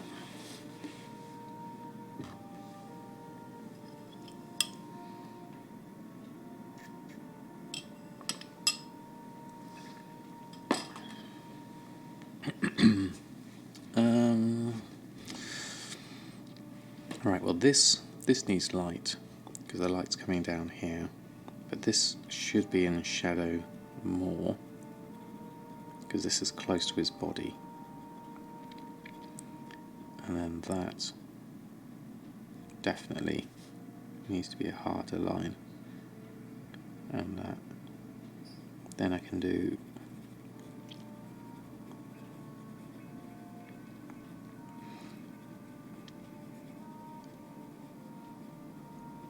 that in shadow.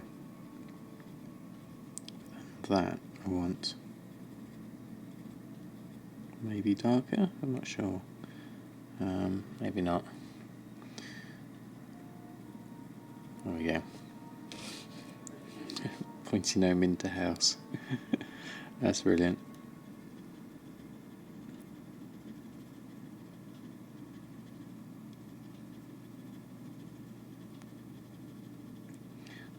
Pointy gnome maybe small, but its presence is large.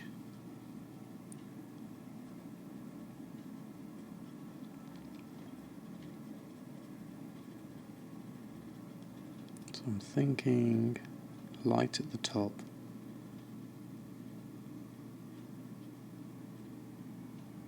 Dark on the inside.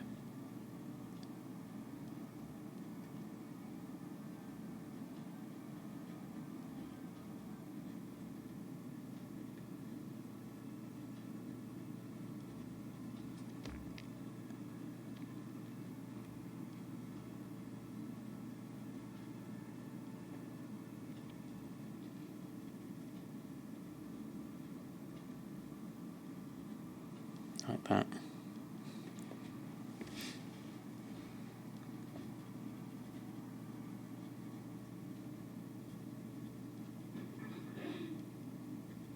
Okay, that.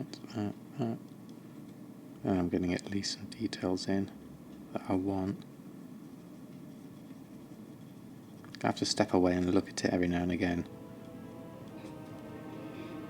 so that that's going to have shadow. Definitely, that needs to be a chunk. So let's do a shadow, shadow, that's shadow. In fact, I'll swap pencils. I want to make this. This is light, this is shadow. Keep the detail, but just make it darker, especially on the light bits that aren't showing the shadow so much. You've got to think in 3D almost. You're thinking light. That's going to be textured, so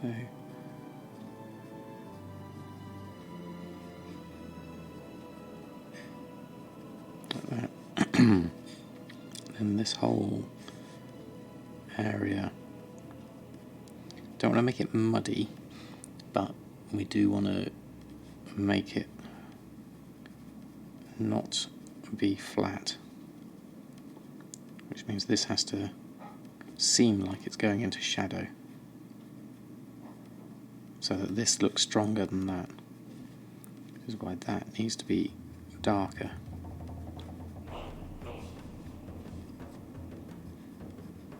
Like that. And then that can go not so dark.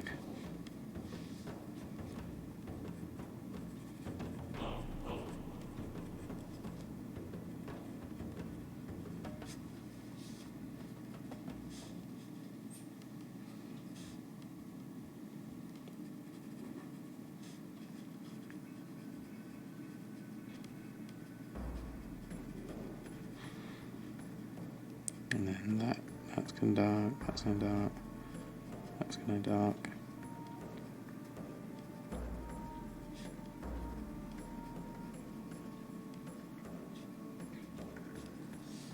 And that there needs some detail to break it up.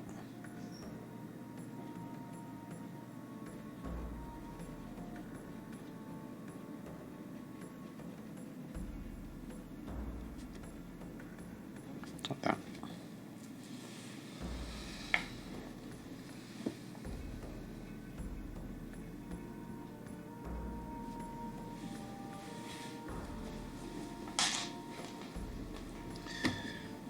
Right, okay.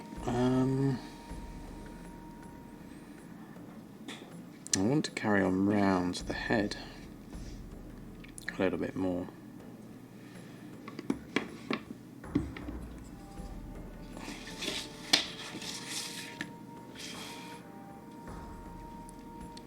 So this area here is all dark, I think, because that's under the chin and hidden in shadow by the neck. So all of that area needs to be super dark, as dark as I can get it.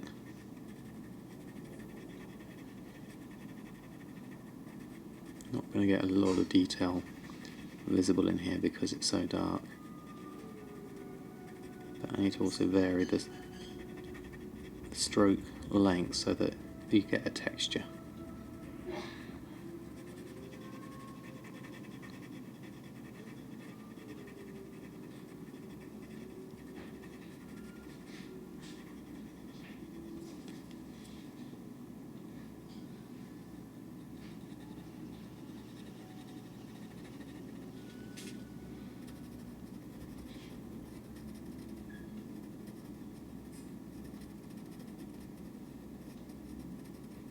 Start going into a bit of light there.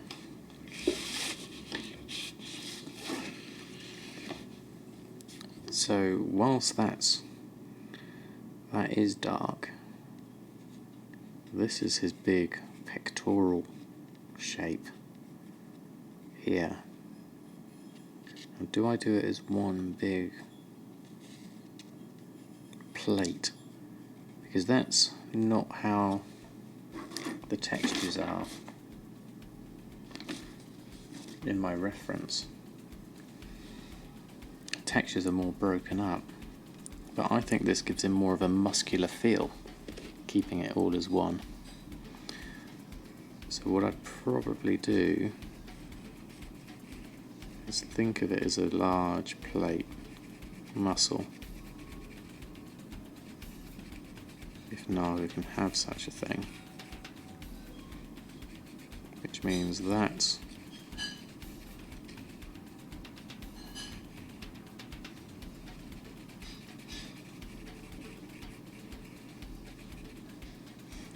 the shape there, and then this is almost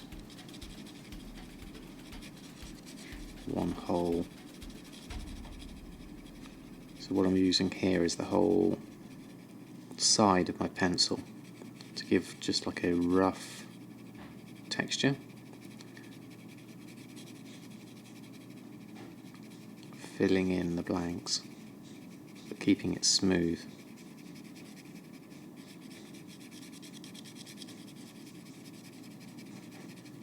Like that.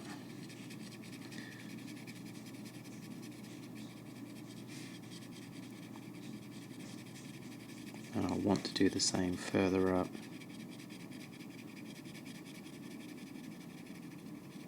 So we're at least saying this whole flat area is in shadow, but it does have texture because this is in even more shadow here, and this is in even more shadow here. So go back over it and put another layer of dark on it. So we've got, see, it's still, because I'm using the flat of the pencil, it's still picking up the texture of the paper. So you have got some kind of texture. So in order to get a different kind of texture, you have to cut in with the tip of the pencil, like that.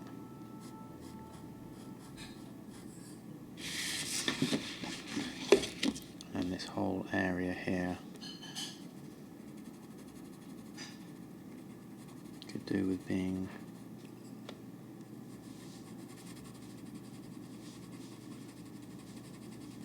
shaded in. smooth as I can.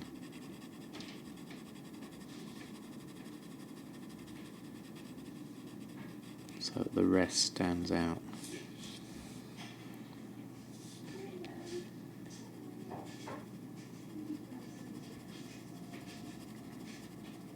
Something like that.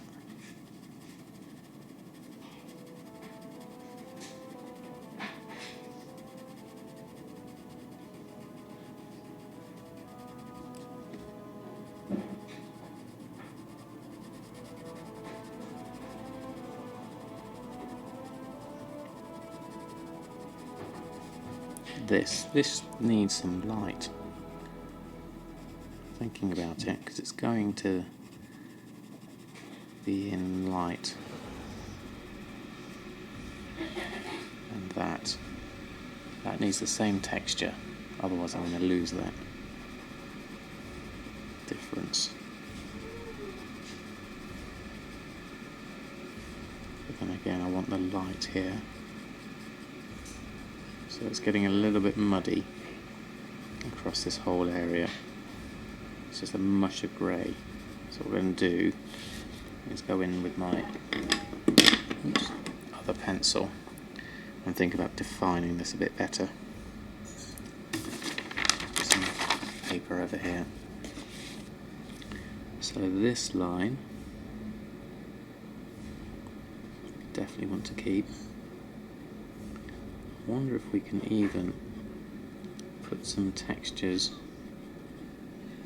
across here. Like, ooh, this could work. Let's do some diamond scales.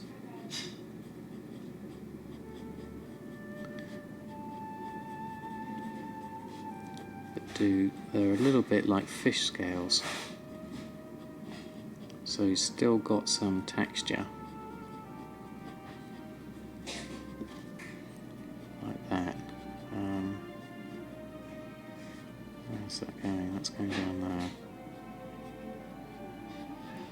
there. There. Make them bigger. And here. Put that in there. That way we've got almost like chainmail chest armor, like that. Hey Bullywoof, how are you?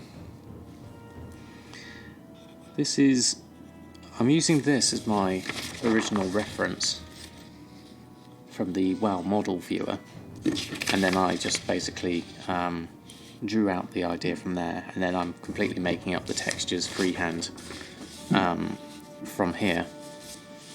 So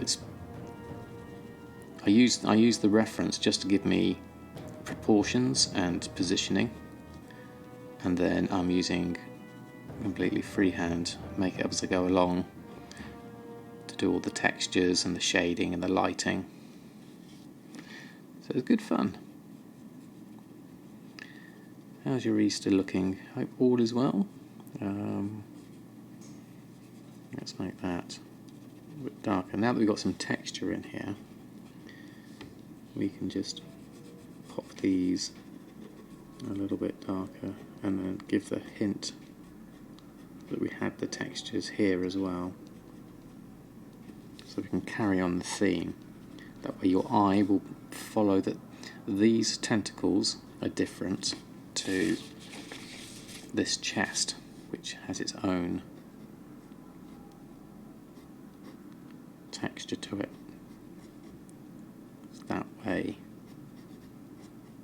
it doesn't look the same, and you can identify it better.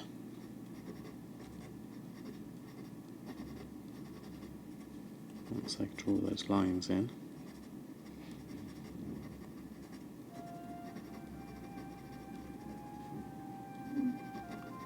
like that. There you go. Going to work now. Okay, Ignis, thanks ever so much for stopping by.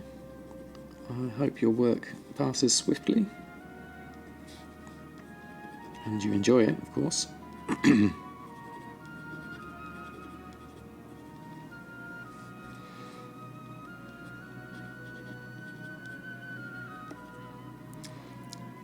Hi, good afternoon, Jackadad. Thanks ever so much for stopping by the stream. How are you doing today? I hope you are well. You can't, on the camera, you can't quite see the details of this.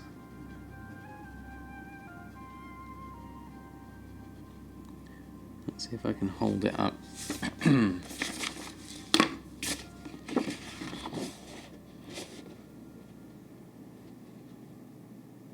Okay, so those are the scaly textures I've just done, which are different to the round textures of the tentacles here. So these are one texture and the scales are a different one. I pronounced it correctly. Excellent. Well, that's a lucky guess perhaps, but thanks ever so much for stopping by.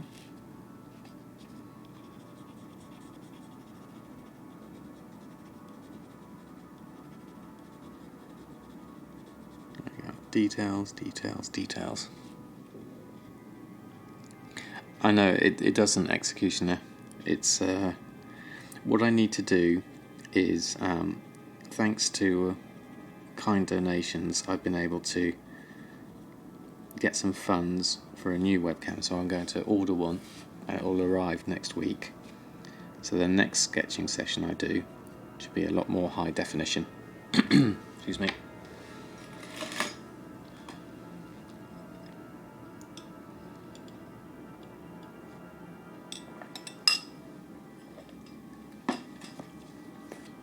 Because this one's kind of fuzzy and grainy.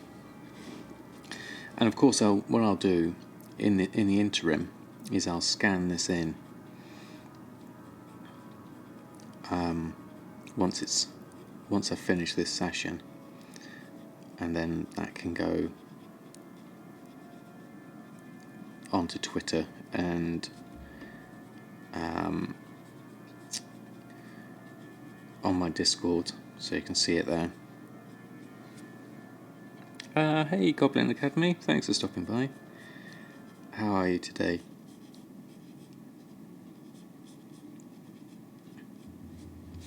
Now I've gone with scaly details. This is going to be more textured, but also gives you a good flow of the chest. Just need to join up the diamonds like that, and then that one and that one, and that one and that one, and that one can be a big one. There we go. Haven't slept yet, doing some transmog farming runs. Wow. that's a late one for sure. Make sure you do get some sleep though. Sleep's important.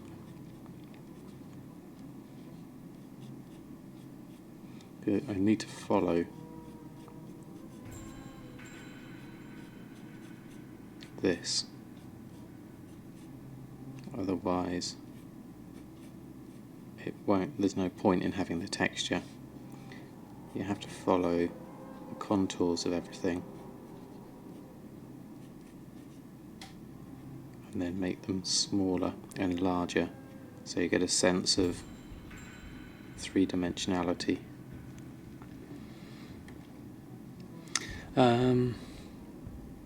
How's the profit on Transmog? It's a slow seller, definitely. Hey Sonic Astra, how are you? Happy Easter, and thank you for stopping by today on our creative stream.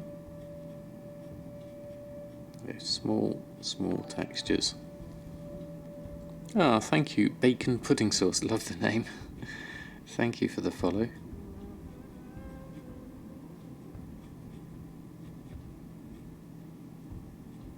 Alright, there we go. This is bigger, that's bigger. I need to follow these round. Okay. Used to, however, no good profit, so you've done professions. Yeah, I was just similar with my profits. They just weren't so great. Hey Jack, how are you? Thanks for stopping by. Happy Easter.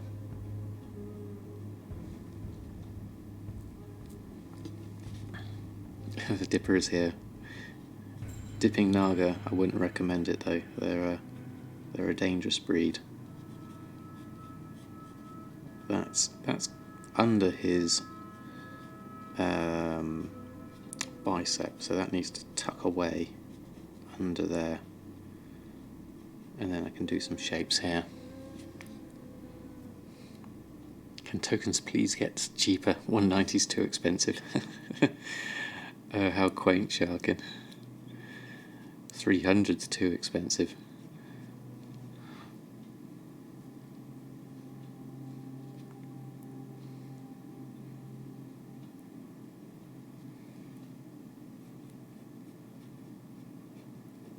EU goes. NA, hold my beer. Token prices.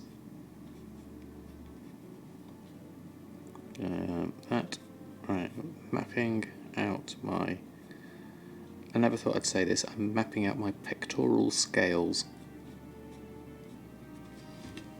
But we've got the main ones mapped out now. That's why tokens at 30k again. Oh, 320 this morning, is it? Wow. So if I hold this up, you should... Oops, hold on. You should just about see this scale detail I've just put in. So now I'm going to shade it more like this one now.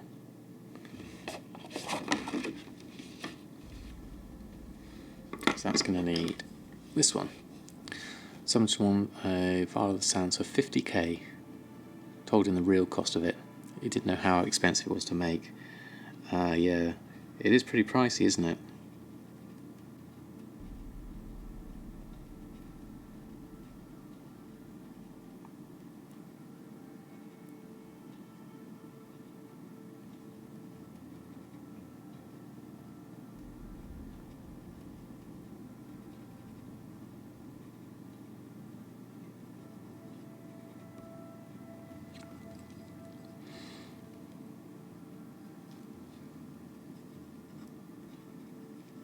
Yeah, there's just some parts to it you can't change the price, can you? So what kind of Easter bunny am I drawing? Yeah, well, it does lay eggs, so that's at least true. I don't think Naga are live bearers. I think being snake component, they lay eggs.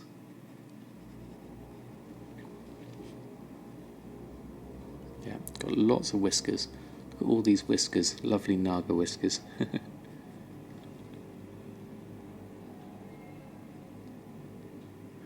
The main thing, which is 30k, then you have to sort in all the other stuff like pots. Yeah, definitely.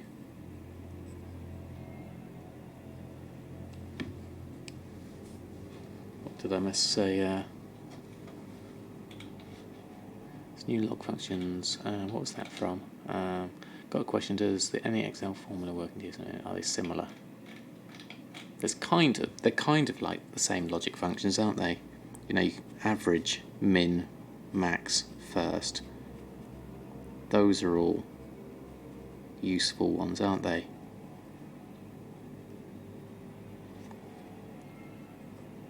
Those are the sort of ones I use. I don't use the check function very much though myself. That's even more kind of advanced logic, isn't it? And that's like the if then else from programming. If X, do this, else do that.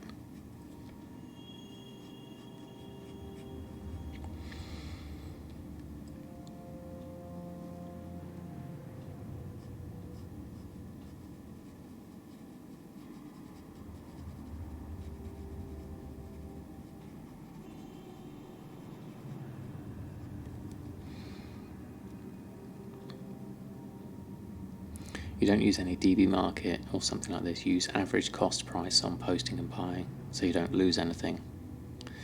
Yeah, I mean that works, definitely. I use my crafting for similar reasons. So I don't put it on for any less than how much it costs me to make.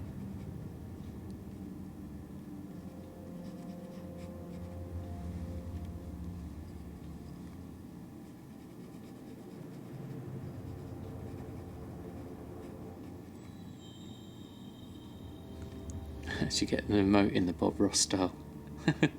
I did actually make one in preparation for that, Jack. Where's the... I had that somewhere. Where was that? When I did a whole list of emotes. It's going to be a while. I can see if I can find it. When I was doing... Well, I posted a lot of stuff. Let me just have a look. This is going to be too far back for me to find easily, I think. Oh no, here we go, found it. Oh, that was the ones that have been approved.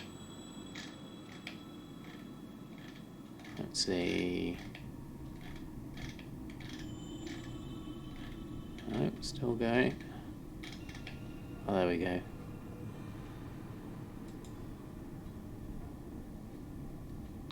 Let's copy that. Copy image address. Paste in there. See if this works. Hold on. Oops. There we go. So those number C I've made, which is like a Bob Ross styly one.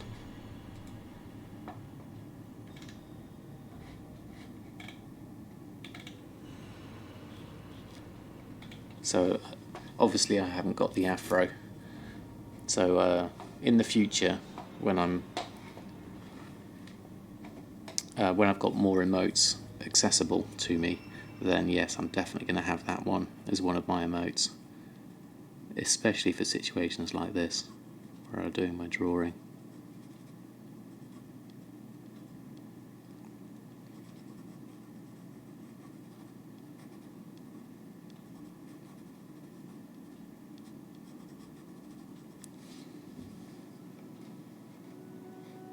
Just get a wig. Yeah, that could work too.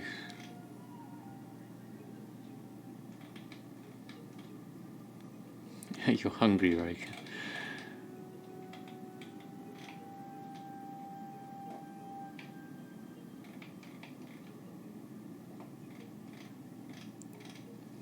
Yeah, I like using the max value for my normal price in my crafting operations.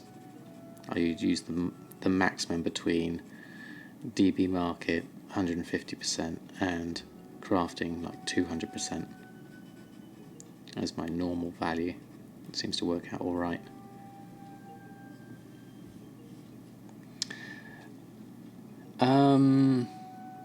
Yes, because you get 3 tiers of emotes, Jack.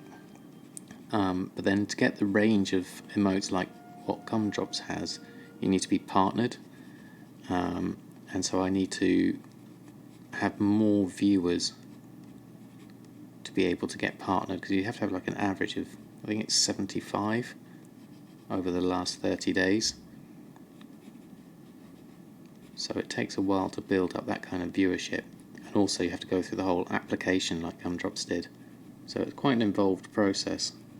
And it's up to the whims of Twitch as well. I shall be picking Gumdrops' brain for advice on that when the time comes. Because it does sound like it's a bit more involved than simply having the numbers. But yeah, it's definitely one I would like to aim for, because then that gives you more emotes, more access to more features, which would be really cool. Yeah, just hold that down.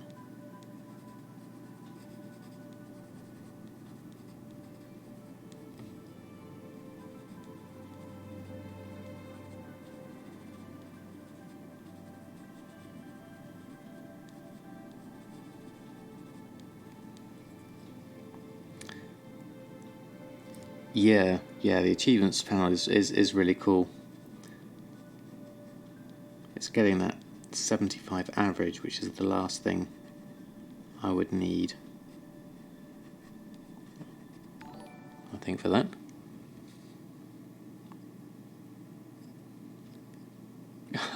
Jack, that's very kind of you. For gifting the sub to Gumdrops, that's fantastic. Thank you ever so much. Hold on. There's one more. Thank you ever so much. Hold on. Where's me thumbs up when I need it? There we are. Thank you ever so much. There we are. Gumdrop's back in the house.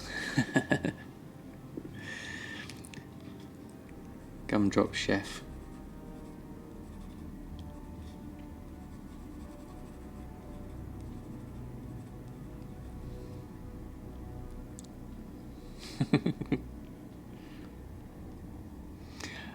To be fair to Gumdrops has subbed in the past, so he's definitely shown some support. I mean, Gumdrops also shows support in that amazing host you did the other day of what I thought was 600 viewers, which I nearly fell off my seat if I wasn't sitting on the floor. But yeah, there's many ways people show support, so it's not just about the subs, but they are appreciated. Thank you very much. Don't defend him.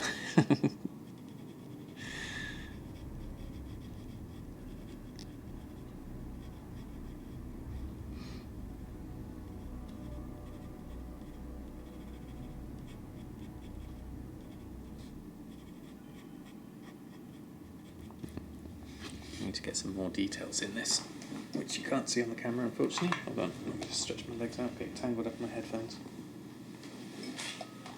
Okay, back. I had to disentangle myself from my headphones.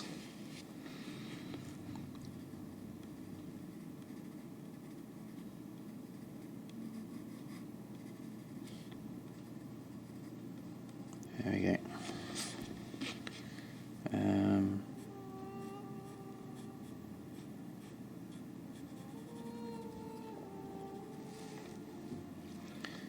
I can hear my cat snoring from here with my headphones on. And he's sat at least 5 feet away. Okay, Roika, thanks ever so much for stopping by. I hope you managed to get something tasty. Maybe an Easter egg or two.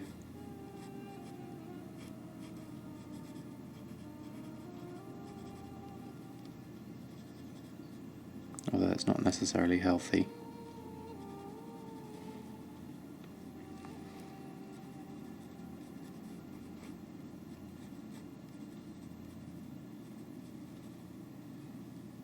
You sold a replica feral heart gloves for 25k.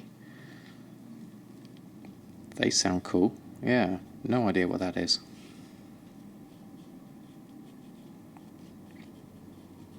I'm still waiting to sell my axe that I've got on for 159,000, which is like my biggest ever item I've ever had.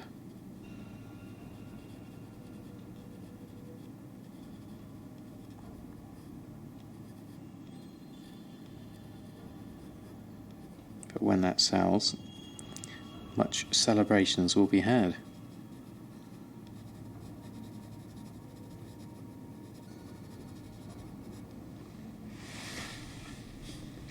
Meat and mushrooms. Oh, that sounds good as well, Roika. Like the sound of that. You paid 3k for it. Well, that is a nice flip. Excellent.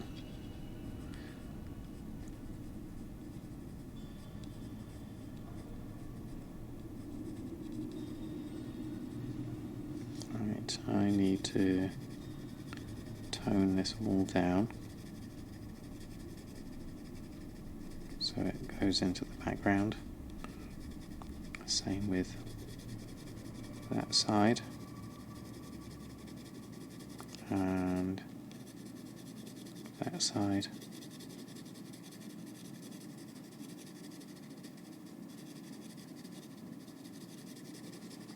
of this needs to be in more shadow. But you still want the texture details of this.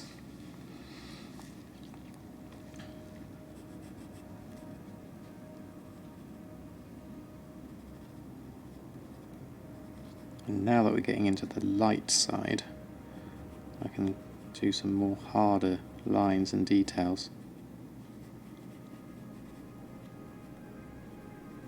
So keep completely gone away from flat.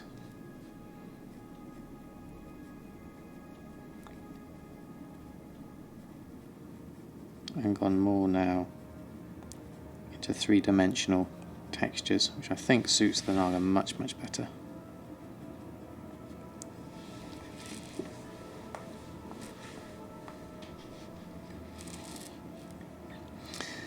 Yeah, I'm thinking about that, Jack. I think that's going to be a really good idea. I think that if people are up for having one of these, I think I might do something. I mean, I'm coming up for 1,000 followers on Twitch, so I think that might be a nice milestone to celebrate and give back to all you lovely people who have shown support by following and sticking by the stream. Not quite sure about the mechanics of how to do a giveaway.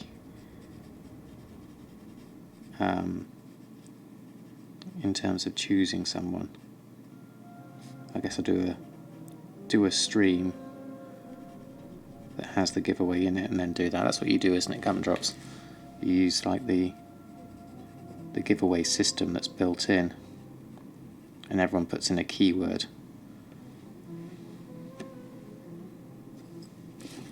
I think a lot of people like this. Just choose Jack.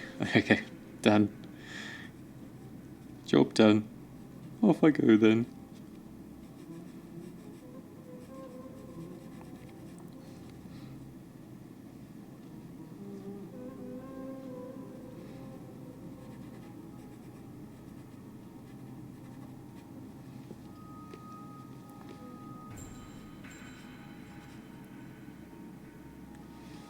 Warcraft 3 sounds.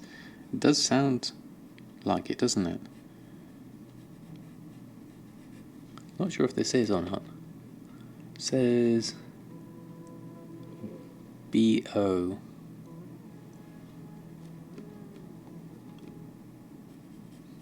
What is it?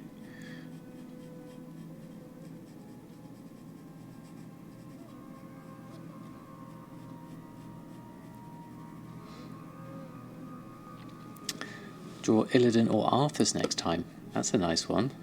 Old one. Good idea. Thanks for stopping by the stream. Yeah. I think an Arthas would be a nice one.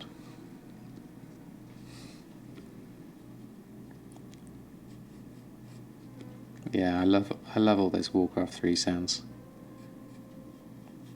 More work. Something needs doing.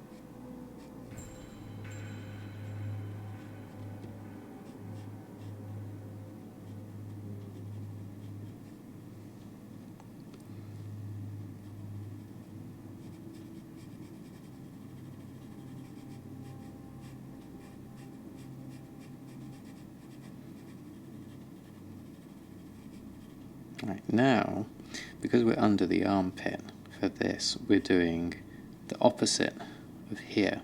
So here the light's coming down here, but here underneath the armpit there is no light because it's in shadow, but there is reflected light up here. But yeah, sniped for 1 gold. That's brilliant. Absolutely brilliant, Gombi. Almost Gombi.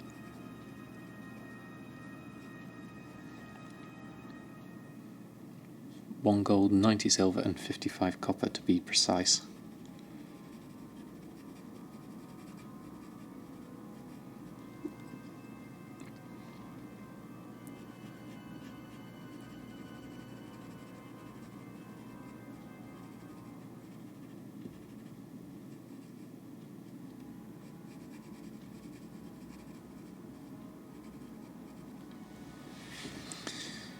Alright, let's do that, do some more here. And then this, we're going to shade in a bit more. Before I do that though, I do need to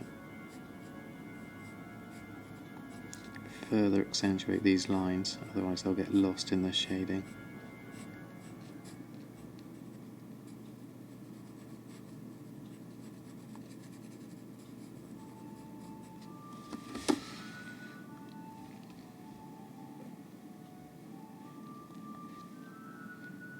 The giveaway tool you use is just the Chrome extension named Twitch Giveaway. Ah, okay. Adds a button at the bottom of your chat window. Super easy to set up. Ah, okay. Thank you, Gumdrops, for that one. Twitch Giveaway. Let me write that down. Chrome extension Twitch Giveaway. There you go. Cool, thank you for that, Gumdrops. I'll have a look into that. And then, it depends when I get this one finished. We've got the grey main though, I could do a giveaway on that one. Once I get to a goal.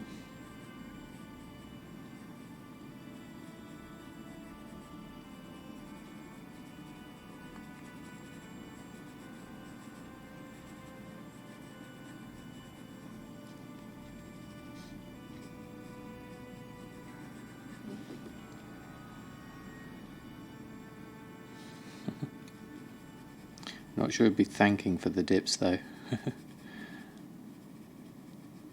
But I guess they are a form of affection, aren't they, Jack?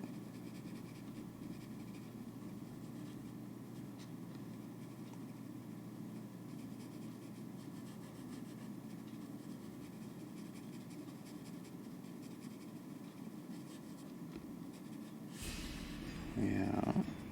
Oh, what's this? Utgard.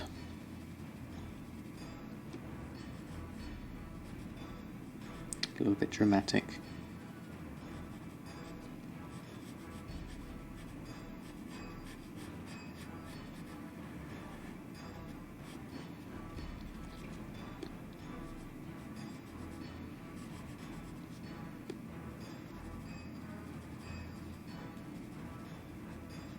Do that. Get the details in, and then we can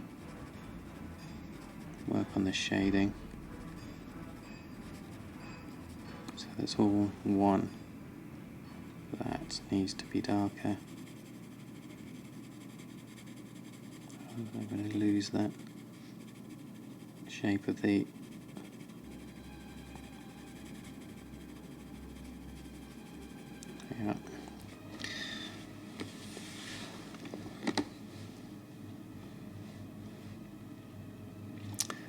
Terralian EU. Got to do a live Twitch interview with other gold makers.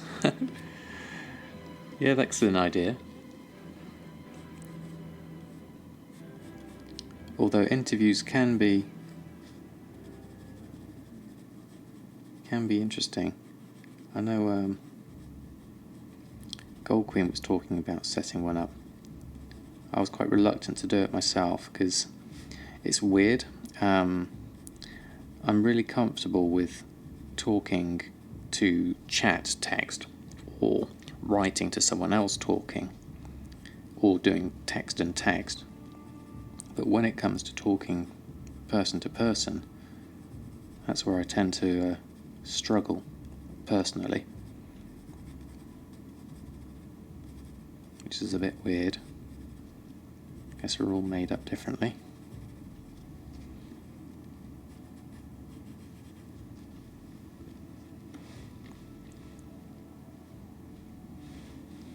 You've done, oh, you're on Terralian NA. Oh, okay. Same server name, different area.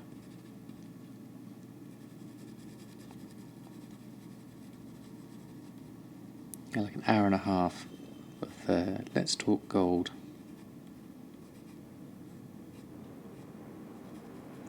I know the who does the interviews that work really well.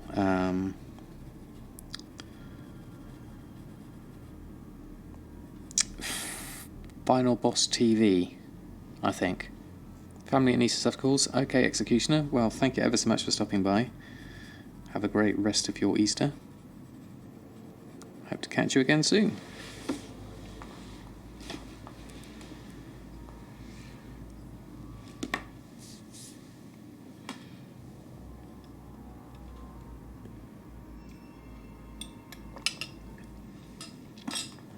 Yeah, let's talk gold. You need some sort of sofa setup or something. That would be cool. But then you'd actually have to be realistically in the same place. Right. We've gone round.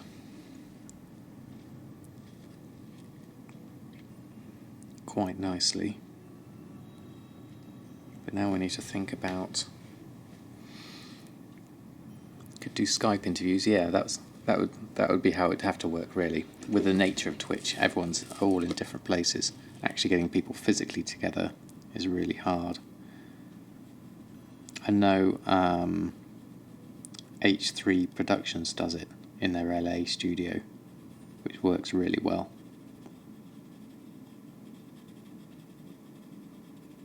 But obviously they've got a studio, and LA is a place where lots of streamers and stuff stop by for marketing stuff and things like that.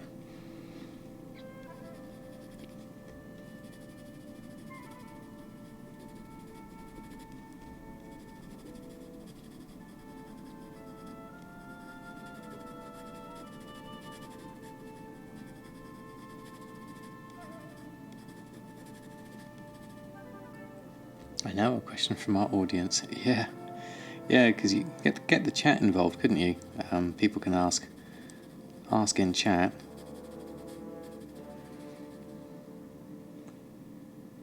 One-on-one interviews and good promotion for both. Yeah, definitely.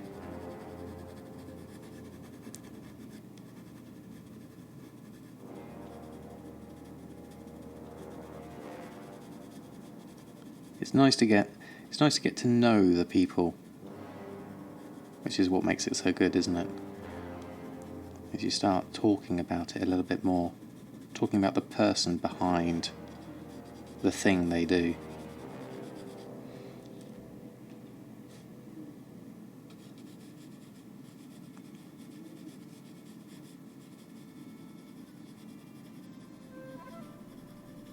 Like a proper chat show type thing, isn't it?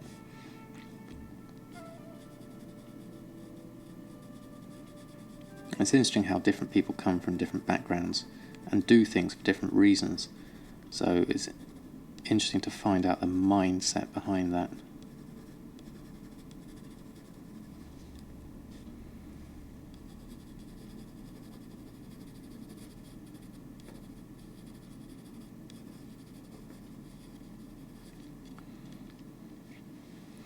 You're 2 followers without streaming by just helping them in the WoW Economy Discord and talking with them, helping them out with starting of gold making. Excellent, Goblin Academy. That's how it works. People look for people and think, oh, maybe you're a streamer, and then they'll follow you anyway, and you never know. You give them a surprise when you go live.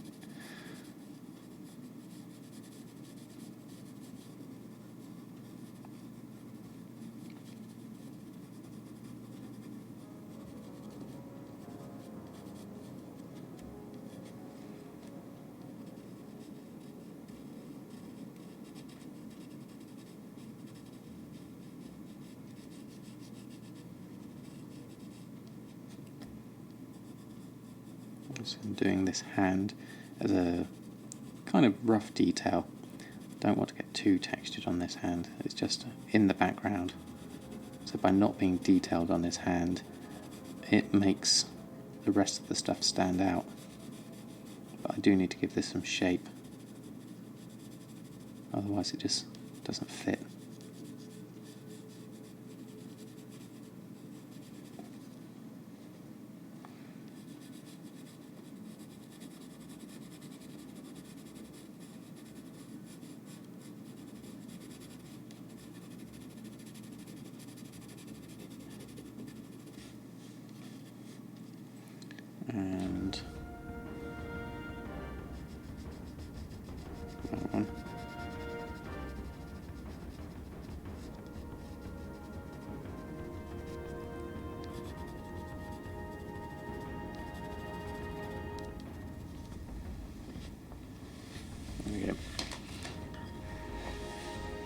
like to get that in before I carried on the rest of this side.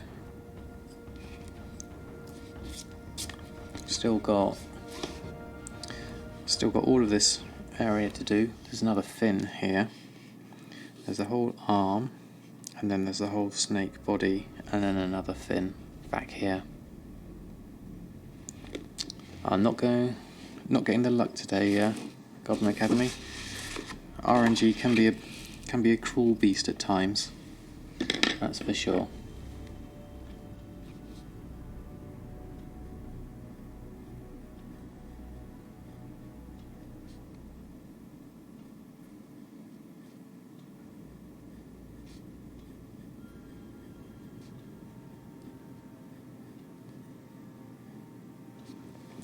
I think how I'm going to join this up. Little scales, big scales. And then change the shape of them as we go down the arm. And then I want these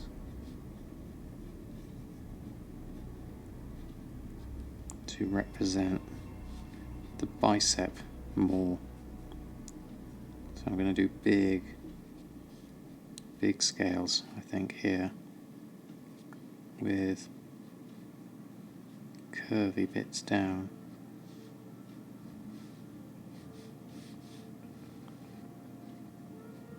Like that.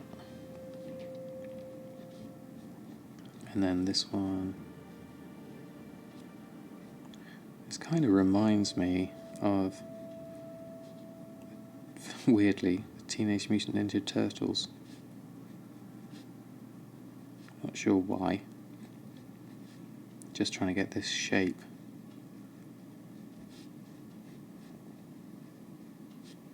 Looking like something I could connect together for the biceps. Got lots of cloth for shirts. Oh, well, that's at least something, isn't it?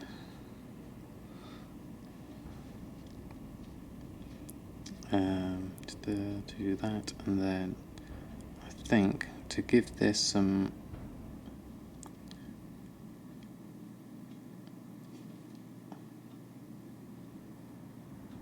kind of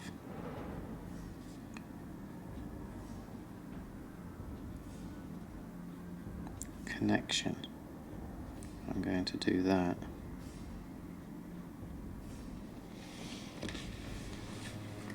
And then we've got, it almost looks like Spider-Man.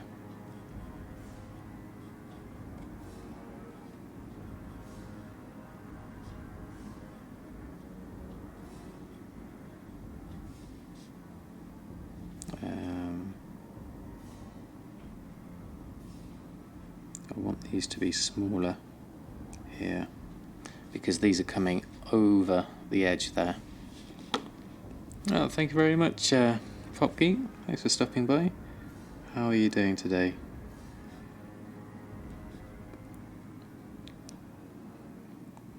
So by doing thinner, flatter scales this side at the top, that makes that look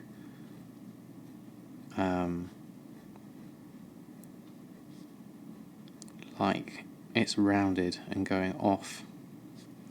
And then these being bigger, I'm trying to also follow the contour lines of muscles. I'm doing a big muscle group here, and longer, like that.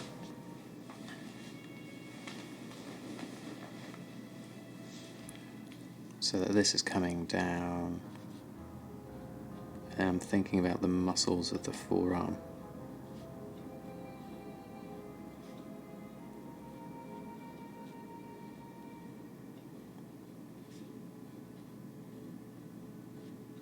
Which are coming around like that, like a diamond shape.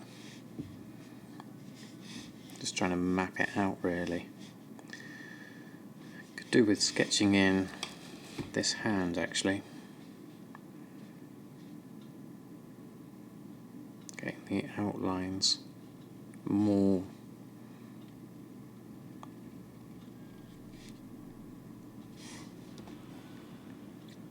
the thumbs. Where is the thumb? The thumb's coming down here.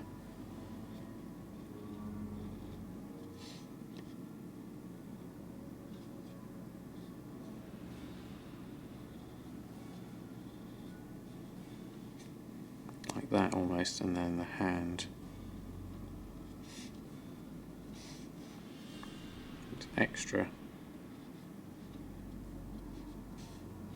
And the claws. Obviously got to have the claws.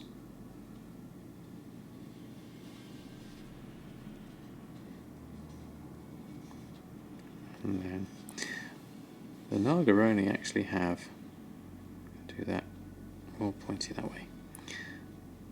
In the models they only have, I think it's 2 fingers. Yeah, obviously because of polygon details. But I think they should have at least 3 fingers and a thumb.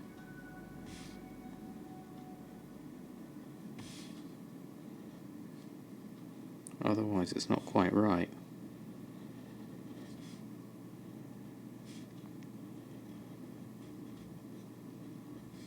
That's going there. That's kind of like a knuckle.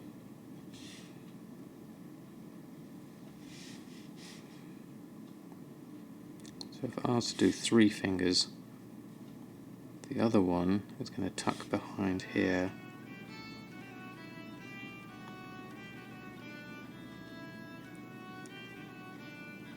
Like that. Just to give a hint of one. Or you could have had it down there, would have been better. It's not a problem, I've done it now. And this needs to be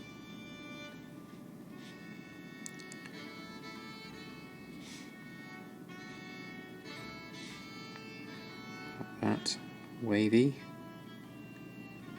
And then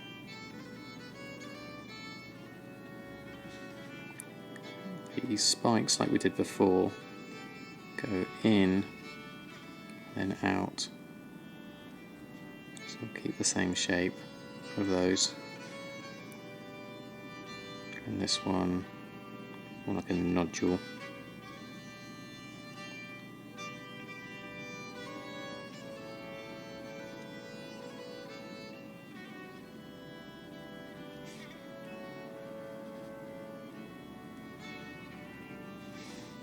And a spike, and then another nodule.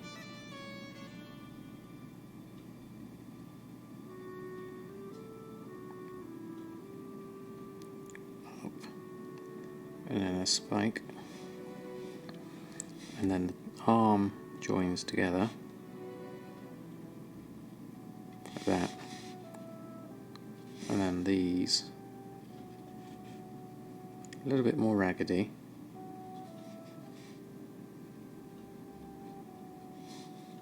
And then down there, and then a raggedy. I'm going to do this nice and raggedy.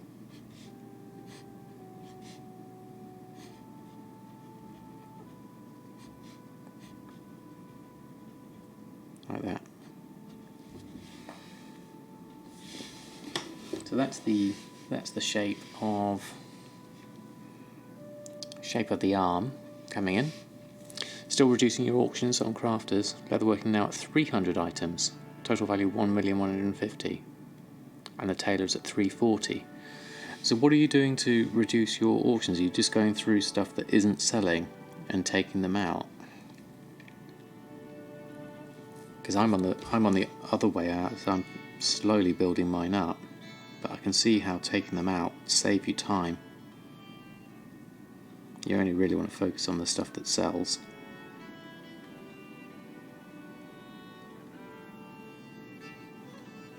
Because you've got to think of the relisting costs as well.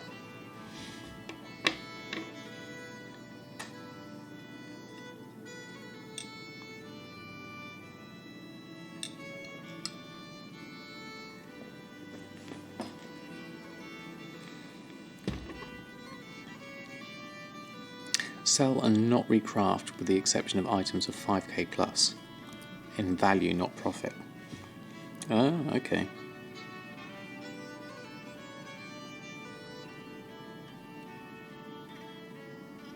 I mean, that makes it more manageable, doesn't it? Although, ideally, you'd be going for the ones that are higher in profit. You do established markets and add some big ticket items. Yeah, it's the big ticket items that make for the headline news, isn't it? But it's the established sellers that are at the core bread and butter. Auctions, for sure. So I carry on with my scales.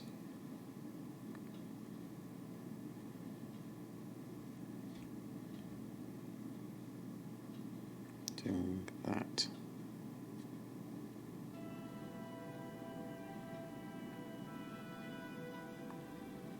Like that, I think.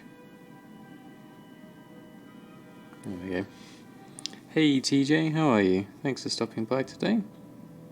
Happy Easter to you. I hope all is well. 600 auctions max on crafters. Some only got maybe 15 as their big tickets. Okay. So you've got a good spread between like the big ones and the regular sellers.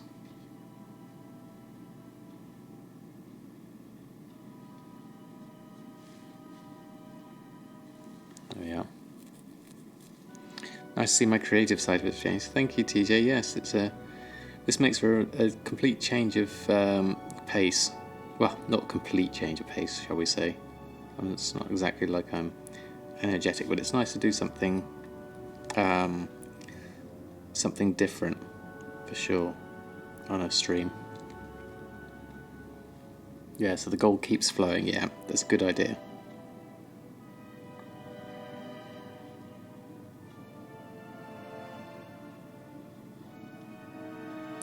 I'm going to do a bigger one here because I don't want to do lots of small, otherwise I lose. I want big and small. So big here, big muscles, small, not small muscles, but shallow, because it's curving round. So that needs to be like that. Whereas that can join up 2, and that can join up 1. And then we've got some hand details there, like that. Also, have the bigger the price of an item, the longer you have to post it on the auction house. Yeah, before it sells. Do I shade as I go? Pretty much, TJ. I mean, I've got several different stages. I've got the light blue outline that you can barely see here to get my proportions correct. And then I use a fine pencil to do the outline so I know where I'm going. Then I do a kind of like a map out of scales and texture detail where needed, like this. And then I work in the shading as I go throughout that. So it's kind of like a multi-stage process.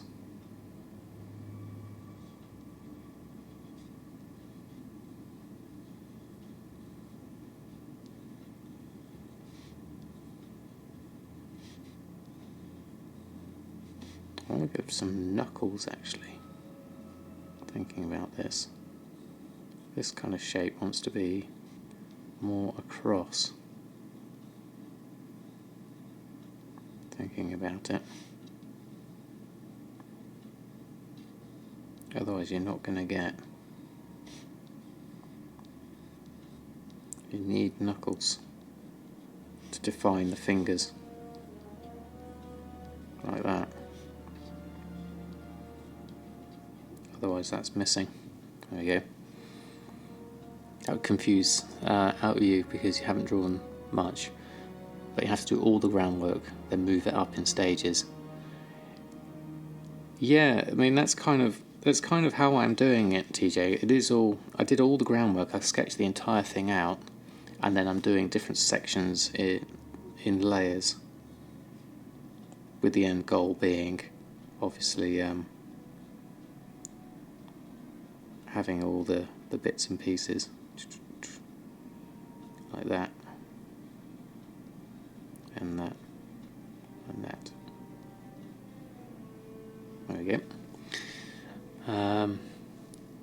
One thing you think I wish you were good at?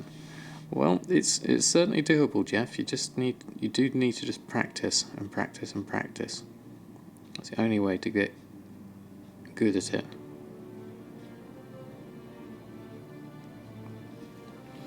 Recraft 300 most expensive auctions, but having 500 patents is too much to keep it all on the auction house. Yeah, it can get a bit tricky, can't it?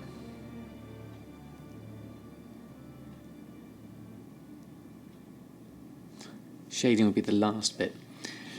Yeah, well, shading as you go is just a different way of doing it, because you do need to think about the light when you're doing your textures. This is looking, I know the problem with this. This is looking at a little bit like the Thing out of Fantastic Four. He's looking too rocky, and there's not enough difference on this. So I need to think about subduing some of that texture detail. I'm not fully happy with that one. Maybe one or two big tickets and switch to some other ones when the first sells, so you keep moving it around. Saves on materials. Yeah, I mean, I think that's the question, isn't it? Is you've got to have something that's manageable with the time you've got. So if having too many auctions on isn't manageable, use Undermine, see what hasn't been listed for a long time, craft that, and when it sells, make something else. Okay, so you're looking for the big ones that no one does, and hope that someone's going to actually go, oh, actually I want that now, and I hadn't seen it in ages. What's the actual arm like? You see now the arm itself, the texture doesn't have so much here. So maybe I need to just take this out a little bit. I think. I haven't got a rubber, unfortunately. But I think I'll come back to that. I need to redo that. But what I can do is textures here, because this I did want. Textures up here. The auction house says 5 classes, buying cheapest takes some effort.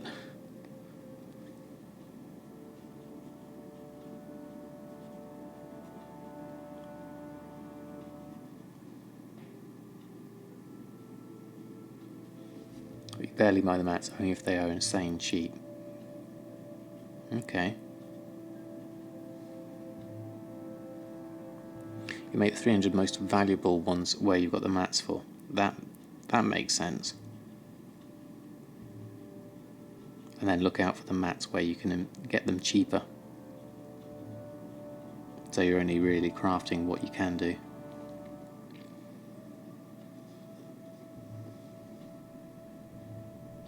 It depends whether you can sell it ahead of the other people. That would be the mentality behind it. If it's something that enough people want and you're the cheapest, then you can sell it and then make another one.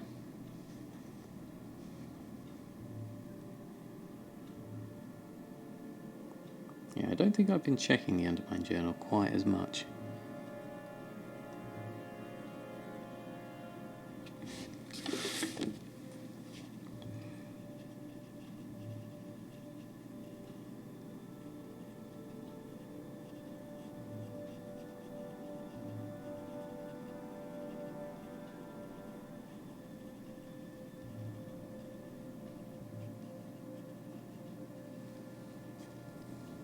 And that list is sometimes endless. Yeah, true. Check some larger servers and missing transmog or crafting gear.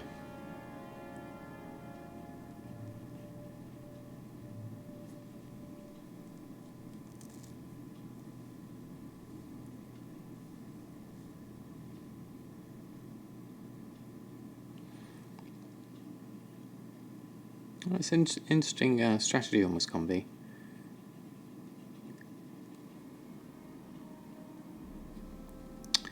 Oh, that's a good point. The Horde version, I'd forgotten about that.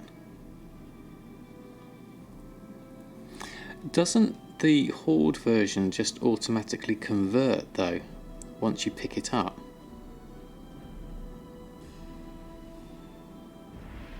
I've got a feeling. So could you maybe give it to a Horde character and it changes to the Horde version? A big tick is where you can buff up your prices. You'll be the only one listing it. Yeah, I've done that myself, certainly. I'll have to check that with the Merlin's robe, because I did remember reading up about it on Wowhead, and it said something like that.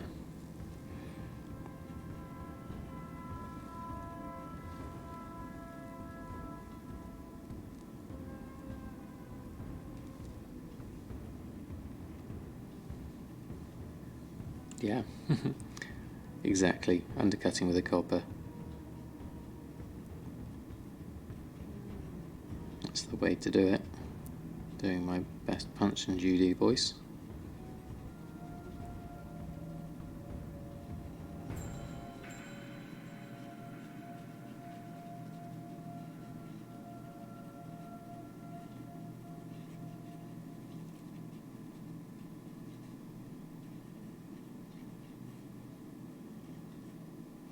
Yeah, they do. It's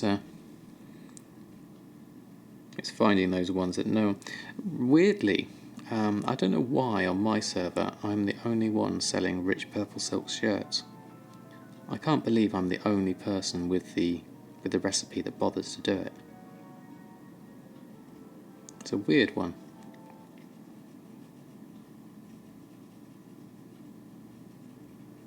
But I can set my price, and I set it to be reasonable, 1500, and it does sell, so I'm really pleased about it. Yeah, 1,500 gumdrops, which I think's... I mean, I could probably bump that up to 3,000 and still sell them, but they don't, even though I'm the only one, they don't sell that frequently.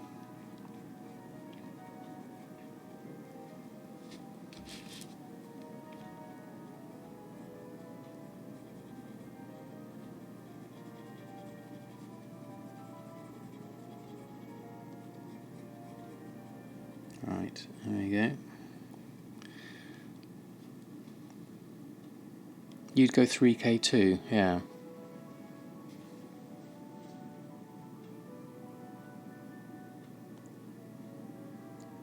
Yeah, push it up to 3k. Yeah, okay. Yeah, I was just thinking the same. I'll give it a go. I'll see if I can push it up and sell it for more. Because it is a nice seller. I even had someone send me a mail in-game and said, "I just bought your shirt. Could you make another one for my wife, please?" So yeah, there's definitely a small market for it.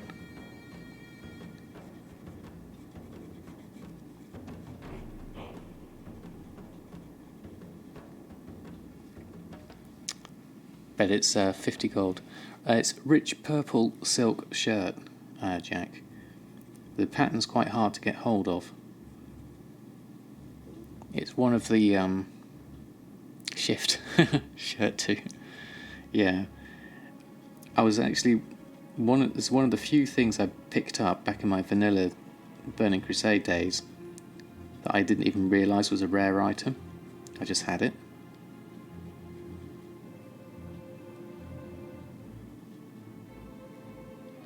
Yeah, it's quite.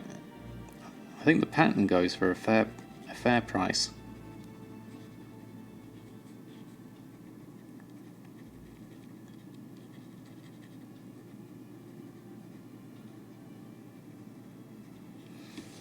Stretch out.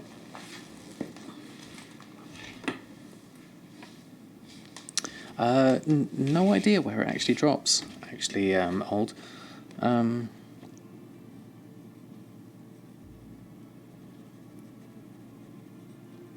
but I do know it sells quite well.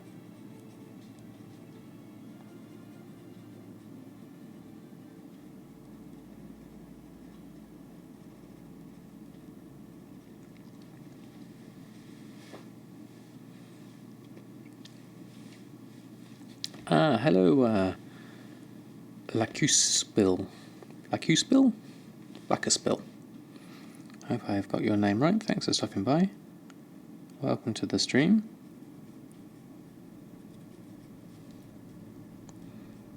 Bit of an ask to yourself, you drew a swastika on your friend's textbook. That's not exactly the best thing to be drawing, though. But I guess when you're young, you don't really know much different.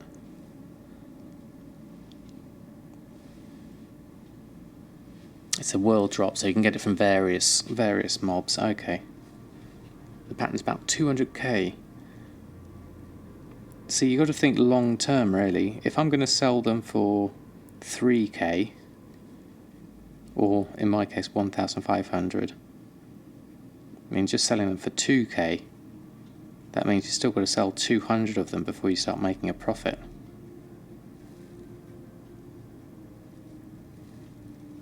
Yes, exactly. We all do things that we're not necessarily the proudest of when we're younger, or even when we're older for that matter. But as long as we learn,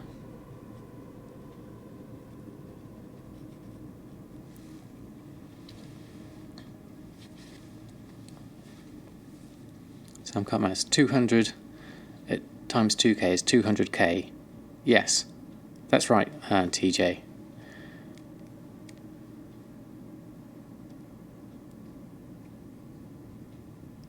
That's right, isn't it? And the pattern's 200k.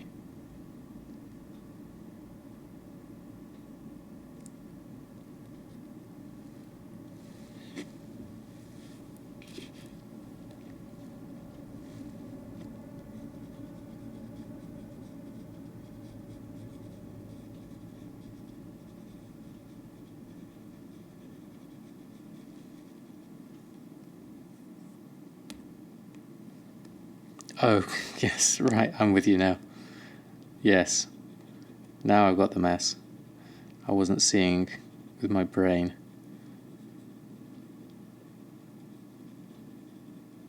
A 100 times 2k. Thank God I've got you guys to help correct me. And girls, apologies. Guys and girls to help me.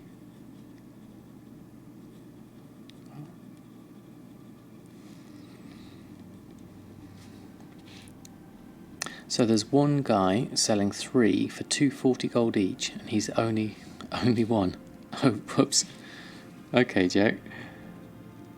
Maybe you could buy them up and put them back on for 2,500 or something. But if you can't make them yourself, because they're super cheap to make them, but you still have to sell 100, yeah. It's quite a lot, isn't it, TJ? Anyone still doing the Panslam farm? Yeah, I know Shin does it. Shin's Tales of Gold. He does the panda farm and has lots of fun doing it. But he will make new ones and sell them lower. Yeah, that's the problem, Jack, isn't it? If you can't make them yourself, then it's not really much of a flip, because they're only 5 gold to make, if that. They're super cheap to make. So if someone doesn't know what they're worth, they're just going to put them on for cheaper. And you can't compete with that.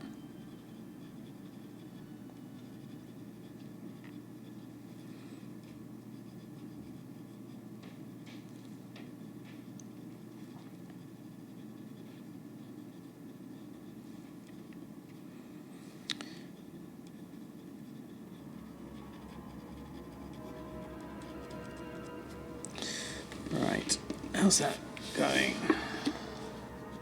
Need to think about shading wise, because this is looking a bit flat. Where's the light coming from? The light's coming from here. Which of this is muscle? Swap to another pencil. this, if the light's coming from here, this area should be in shadow. So all of that needs to be darker, ideally.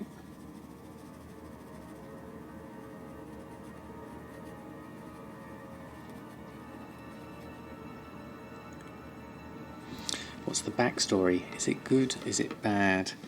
I haven't thought about a backstory. That's an interesting one. I mean, I would like Naga to be a playable race. So I would say this one's a good one. Fights for justice. Protecting his homeland. So depending on your perspective, it could be seen as good or bad. Because someone protecting their home would call themselves good, but if you're wandering around and he attacks you, then you think of him as bad, if you don't understand the reasonings behind it.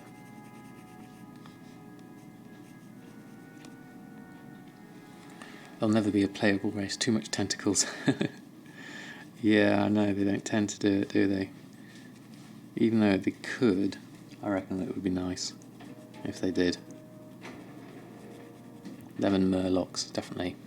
There's some game film soundtrack you have in the background. It's actually World of Warcraft's own music, TJ. It's just playing on a loop in the background.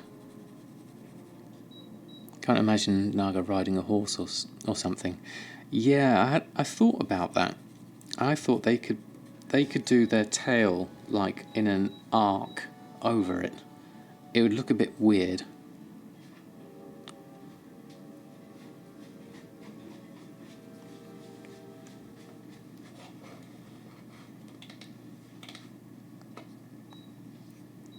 I hope they make the Volpera playable. Yeah, definitely, that would be cool.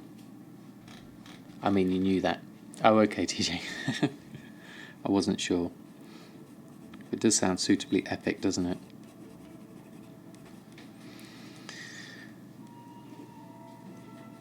Right. I think I might finish this up in a bit because I'm starting to get hungry and I haven't had any breakfast yet. So I'd like to see Necromancer as a class. Yeah, that's a good idea.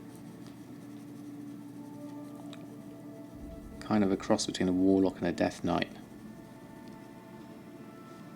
Naga's to ride some sort of clamshell floating over ground, like the tailoring carpet. That's quite a cool idea. I like that.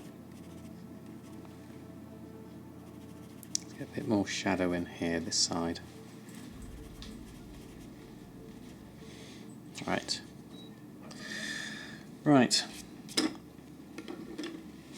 There we are. I think I'll probably call it there for today. Obviously there's still more to do. There's all of the rest of this hand to finish. There's also all of the whole tail area to finish.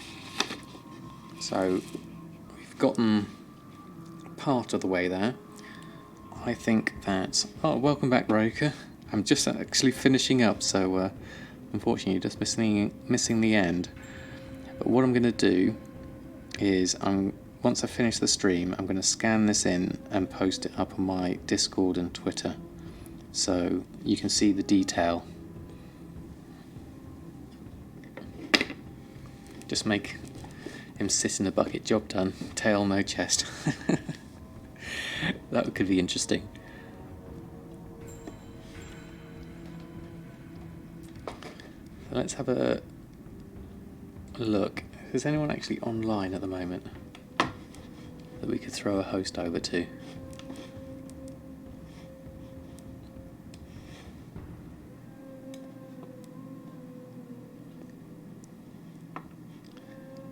Who's on? No, I can't see anyone on at the moment because this is such a quiet time. Okay.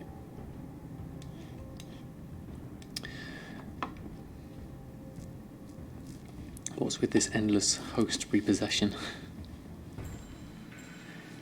Passing on the love. That's what it is, Lacusibil. But I think I'm going to call it there. So I want to say Poke Gumdrops to start his stream.